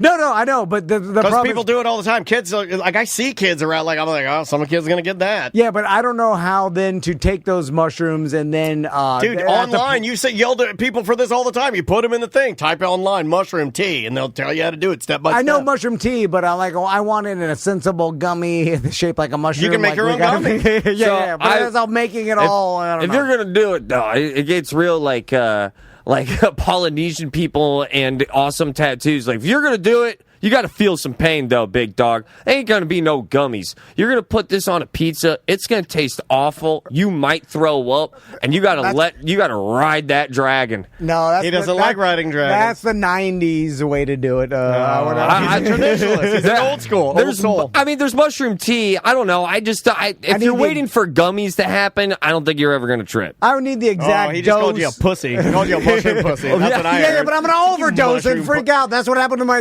That's how you overdose, if you ask me, is via gummies. How many grams is in a gummy? How much of it is gummy and mushroom? Wow, I don't he's hitting know. you with some real science. Whatever there. it says on the package that they imported don't from regulate. Washington. If that's the case, then I haven't seen that product. I've seen mushrooms in different ways. You can put them in caps, ground up as if a pill, and that's usually like a 0.1 or a 0.2. Yeah. But usually, the best way I would do it, blend that bad boy up, put it in a shot, and cheers with your homies and have fun on that journey. And it's gonna taste bad. You just That's part of it. It's like a shot. Yeah. You're gonna chase it with some Jägermeister or a Rumpelman. That's what I was telling Crystal after we were watching this Enigma. And You guys should do it together in 69. And I'm like, 69? A 3-minute 69 will feel like 15-day 69. That's what I heard. 15-day 69, dude. Crystal's like, I don't want to be in a resort because I'm like, look, it's just a resort. It's a bunch of rich people in a Costa Rican resort. Like, that's awesome. I don't want to be around the other people and fucking sing. I think Kumbaya. you can pay for private. You want to be in my and Chris like, I want to be in a disgusting mud hut. And I'm like, no, you don't. I want to be naked with a bunch of strangers. I want them to be smearing cold mud on my tit. I'm like, you're setting yourself up for failure. You're gonna freak I want out. a cauldron. Put yourself in a beautiful situation. I want an elder with a cauldron. I want a smoke teepee. I want to smell like smoke, and I have ashes on my face. I won't tell any shroom stories, but I can give you shroom advice. Like I would say, good weather outside daytime. I do not trip. I will never trip again. Okay, what about Terrifier? Indoors. What about movies? Terrifier 1 through 3, really dark, alone in the studio. No. Okay. But if it's a familiar movie that you've seen before, couldn't recommend it enough. If you are going to stay inside your home and you're thinking about a movie, So, like for Tom, The Office, since you love The Office. If you, here's the thing. I'm gonna be outside. If you were to watch The Office, you're actually not going to be watching The Office. You'll be in The Office. You're going to be watching. You'll be Toby. Like, motherfucker. You're my Toby. You'll be watching like the top quarter of your television and just staring at one part of the screen and things maybe possibly like moving a little bit with lines. And every time the camera cuts, so it makes you a special needs man. Great. It'll be great for your I'm already that. Every time the camera cuts when you were watching a movie or a television show and you were like tripping pretty hard, and I know when it cuts, it just feels like a hit, like a whoa. We just transported. And then you realize how many times a movie cuts. It's like several thousand. Yeah. That's why I recommend, like, go watch a movie. Yeah, you get trapped in movie cut land. Just like, there's so many different scenes. I've been to a movie theater. I was just staring at like a 55-foot Jason Bateman just on the movie screen. Oh, like, dude, that's delicious. the biggest fucking face I've ever seen. What a big Bateman. All right. Couldn't tell you the plot. By the way, mushroom people, all your stories don't sound that good. They don't. All right, so it's not that good of marketing for the mushrooms. Hey. All the stories there, like everything. I met the supreme being, but first he had to terrify me. So okay. I'll do my best to give you not a shroom story, but maybe a shroom prediction for you is that it could end up being a massive crossroads moment that recalibrates some things that you didn't know that it mattered to you. Because you didn't know that it existed. You didn't even know that a category that is part of your personality is weighing on you either positively or negatively, but you haven't seen it from a different perspective to exactly define it and pick up on it. He's doing it. Yeah. So you're like, so I'll be sitting there, I'm like You're tripping, doing and I'm it. like, oh my God, the reason I miss my parents so much is because I'm a gay black man. But you're just Right? you're having different thoughts and with the same engine. It's like putting. It's really weird. It's He like is putting. doing it. I'm sorry. I like different engines, same thoughts. yeah, different engine. Different thoughts, same engine. I think you would benefit greatly from it. Do What it about me? outside. Would I benefit or like, no, you would you'd become a gay black man. Yeah, no, Which I want to be. I think that it would greatly benefit you outside, good weather. If you can, somebody who's done it before. Can you fuck on them or no? I wouldn't recommend it. Okay, that's fair. I mean, That's fair. I appreciate would that. go into it with absolutely I can no. fuck on any drug. Me and go Dano, I into thought it. it was- Even if I Yeah. swear to God, even if I have to stuff my penis in her with my hands, I can do it. No plans. Don't go into it with plans or expectations. Outside, enjoy the color green. Oh, yeah. That's why I as soon say as it's taken, I'm going to be, this better be good. Yeah, like, when does it kick in? Oh, yeah. You're mad already. And then Ross, that doesn't be good. It'll make me better. It's slowly That's gonna... what- I don't That's what I feel gay expect. or black at all. This is boring as shit. Like, I know I had Take to... 5 more. I know I had to eat mushrooms to feel that way. Take 5. I love Take 5 more. I know I had to eat mushrooms to feel that way, but I didn't know that there was that much of me to dance with anything. He said dance. They always say dance. It's mushrooms plus you equals that experience. You're half of that equation, and you just didn't know that you were that weird of a variable. Okay. You're gonna love it. You're gonna You got nothing to say. I got nothing to say. My He's God! Yeah, you got a speechless. Every shroom guy looks at you and goes, "God, I want to." Yeah, he deserves it. Are we going to be shroom guys? 2025 shroom guys. We're going to be shroom guys. Half Faith would treat you nice. You wouldn't cry. It would treat you pretty good. We're going to be shroom guys. Now, We're definitely going to sell Tom and Dan mushrooms, but it'll just be some sort of ginkgo biloba bullshit. Dude, sell spores. It'll be the Delta 9 of mushrooms. How long before we get the Delta 9 of mushrooms? It exists. Synthetic mushrooms? All the mushroom products that exist that you see being marketed, they don't psilocybin. There are other mushrooms. So who gives a fuck? Some of the other mushrooms have they have something medicinal close. properties. It's something close to that may react a little bit like it, just like Delta 9. What are the different strains? There's like, you got to get the goat mane, or those are Loxahatchees, or like, there's all these different weird kinds of mushrooms that people take for health. I'm super picky about who I would trip with, and honestly, and this is the nicest thing I could say to you guys today, is I would trip with you guys. Oh, thank you. Right. Well, come on Sunday, ride the bull. Yeah. We're going to be there. On Saturday, you know what? Since you're the new guy, your wife does not have to sign up. But our wives do. Every wife we run has to things sign a up. little different on what Tom calls. She stripped more than me. We run things a little crazy on what Tom calls the island. That's what we call it. If you show up with your partner, they're riding the bull. The cost of 1/2 mushroom at the door. All right, let's plug some stuff and get out of here, guys. So, Ross, you got a show? We're doing the best sketches over at the amazing Jiggy Food Festival. It's off of iDrive. You can get more information off of his website. Comedy and Good Eats. What more could you want? It's amazing. And then the really cool thing that I really wanted to announce is starting August 2nd, which I believe is a Friday. That Friday and every Friday for the next 2.5 months, we are dropping one of our sketches from the Fringe Festival. Oh, that's awesome, man. So for the next 2.5 months, every Friday at 9 a.m., another sketch comes out. And then after all 20 sketches get released out on my YouTube, we'll be taking them down and then kind of just having the 10 best up. So stick around and watch the 10 ones that we won't have out in the public anymore. Yeah. There you go. Watch them now before they get taken down. Sometimes they're a little too spicy, and we're like, that works better in the room. Yeah, no, understood. Yeah, we get it. So, again, we got new merch at TomandDan.com. Yeah, great hats. Great hats and sun shirts, guys. Check all of those out, please. And we'll see you on Monday's BDM show. Bye, guys. Have a great weekend. See ya. See ya. Oh, wait a minute. I can't publish that. It's mediocre. This is all jokes and funny to you, huh? You can take it up with legal. Have a good day.